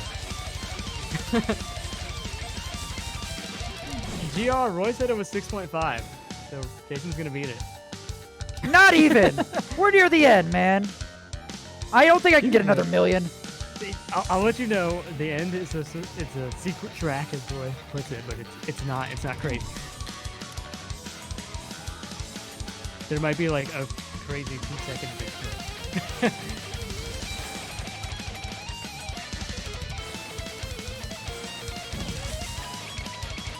Chaos Angel's back and forth.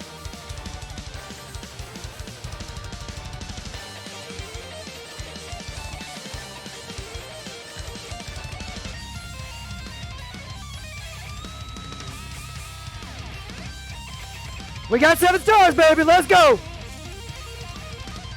6.5 is the last goal.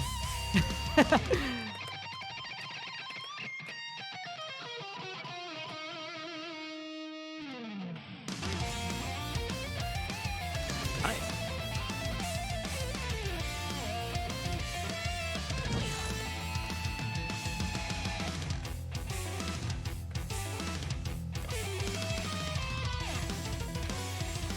What's up, me 2151?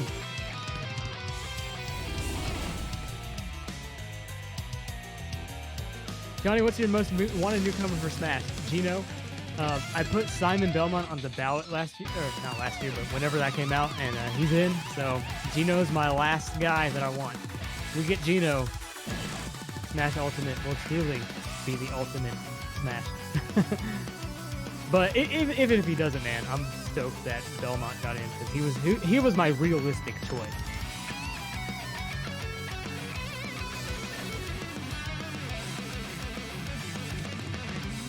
And Sakurai did say in an interview he did want Gino in Smash 4. It just didn't come to fruition. Could this time.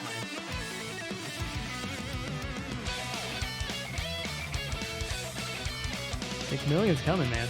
There it is. 6 million! I think I'm a little late, but you got it.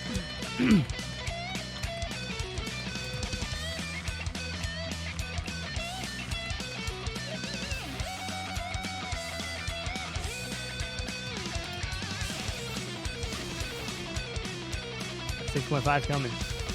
Coming.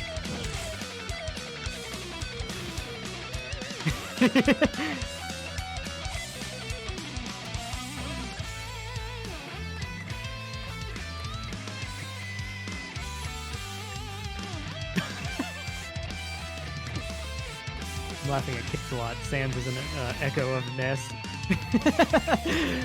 Man, could you imagine?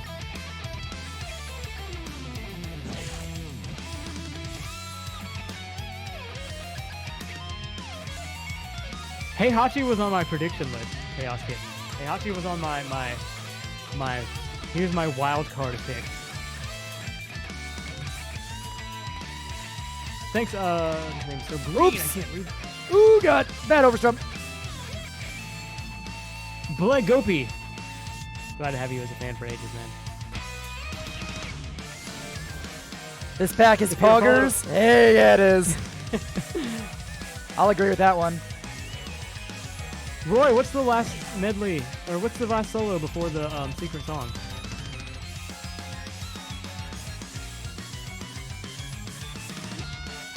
Because I have a feeling, okay, yeah. You're almost there, Jason. You're going to break that 6.5, dude.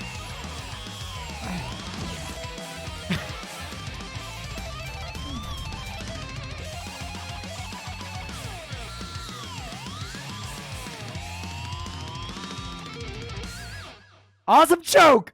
This last song is perfect for the end. Wait. The last song is the name, too.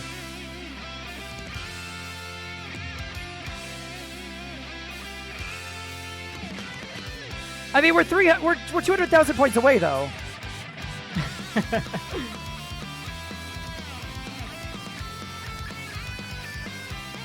Oh, cool.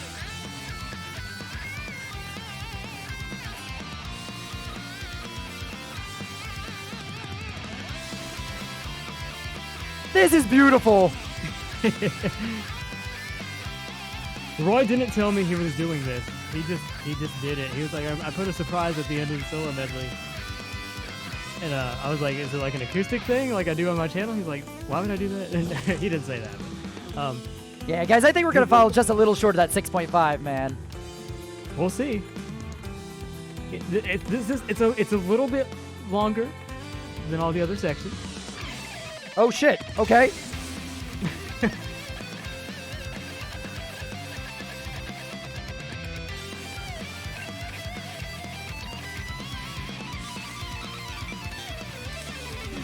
Rip!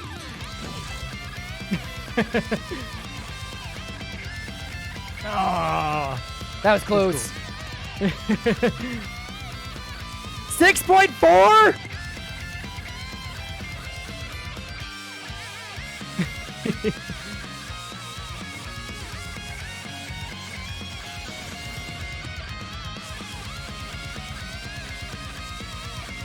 close enough.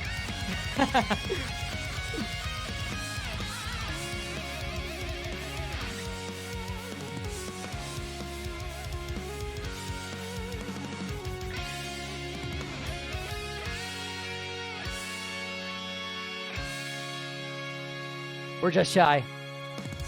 6.4. Thank you so much for playing my game. It'll work. It'll work. It's good. I tell you guys, don't put that pressure on me. Don't do that.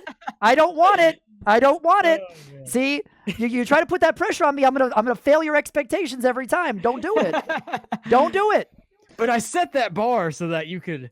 So that I can fail for you? Thanks, Johnny. I'm glad I brought you on my stream. Thanks, man. You shot for the moon and you still landed in the stars, Jason. That's what counts. The 7 stars. Thank you. I appreciate that. So one last time I'm going to say this then, guys. If you don't know, please do sub over to Johnny over on YouTube. I'd love to see him get his 100,000 plaque for the wall. He deserves it, man. He definitely freaking deserves it. And also, dude, thank you for giving us all of your music to chart up and put in the game and give it to everybody so that they could play it. That's what really, I live for, man. Dude, what I live for. It's so cool of you, though. Like, I can't overstate that enough. I create these for you guys. It's all for you. Is there anything else that you'd like to say? Anything that you'd like to tell everybody before we wrap this up here?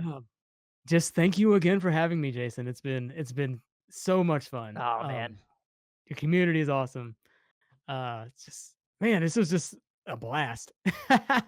Anywhere they can follow you? Anything in particular that is the best place to keep up with what you're doing?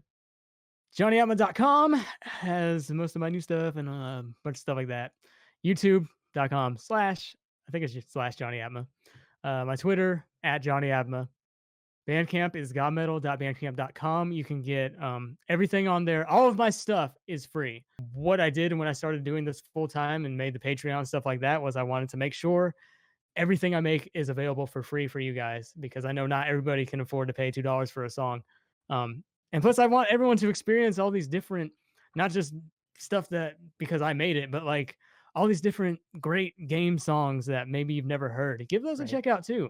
And that goes for other game remixer guys that you might follow. If you see they did a song and you're not familiar with it, check it out, because it might be something really cool. A lot of the stuff I do, I've never heard before I went to remix it because it's just been requested or won a Patreon drawing or whatever. So that's so cool, man. Thank you for doing that too, because like you're introducing people to things they might love, and that is just awesome. And I am so happy to have had you on, man. It means the world. Yeah, man. Thank you so much, Johnny. It's been awesome.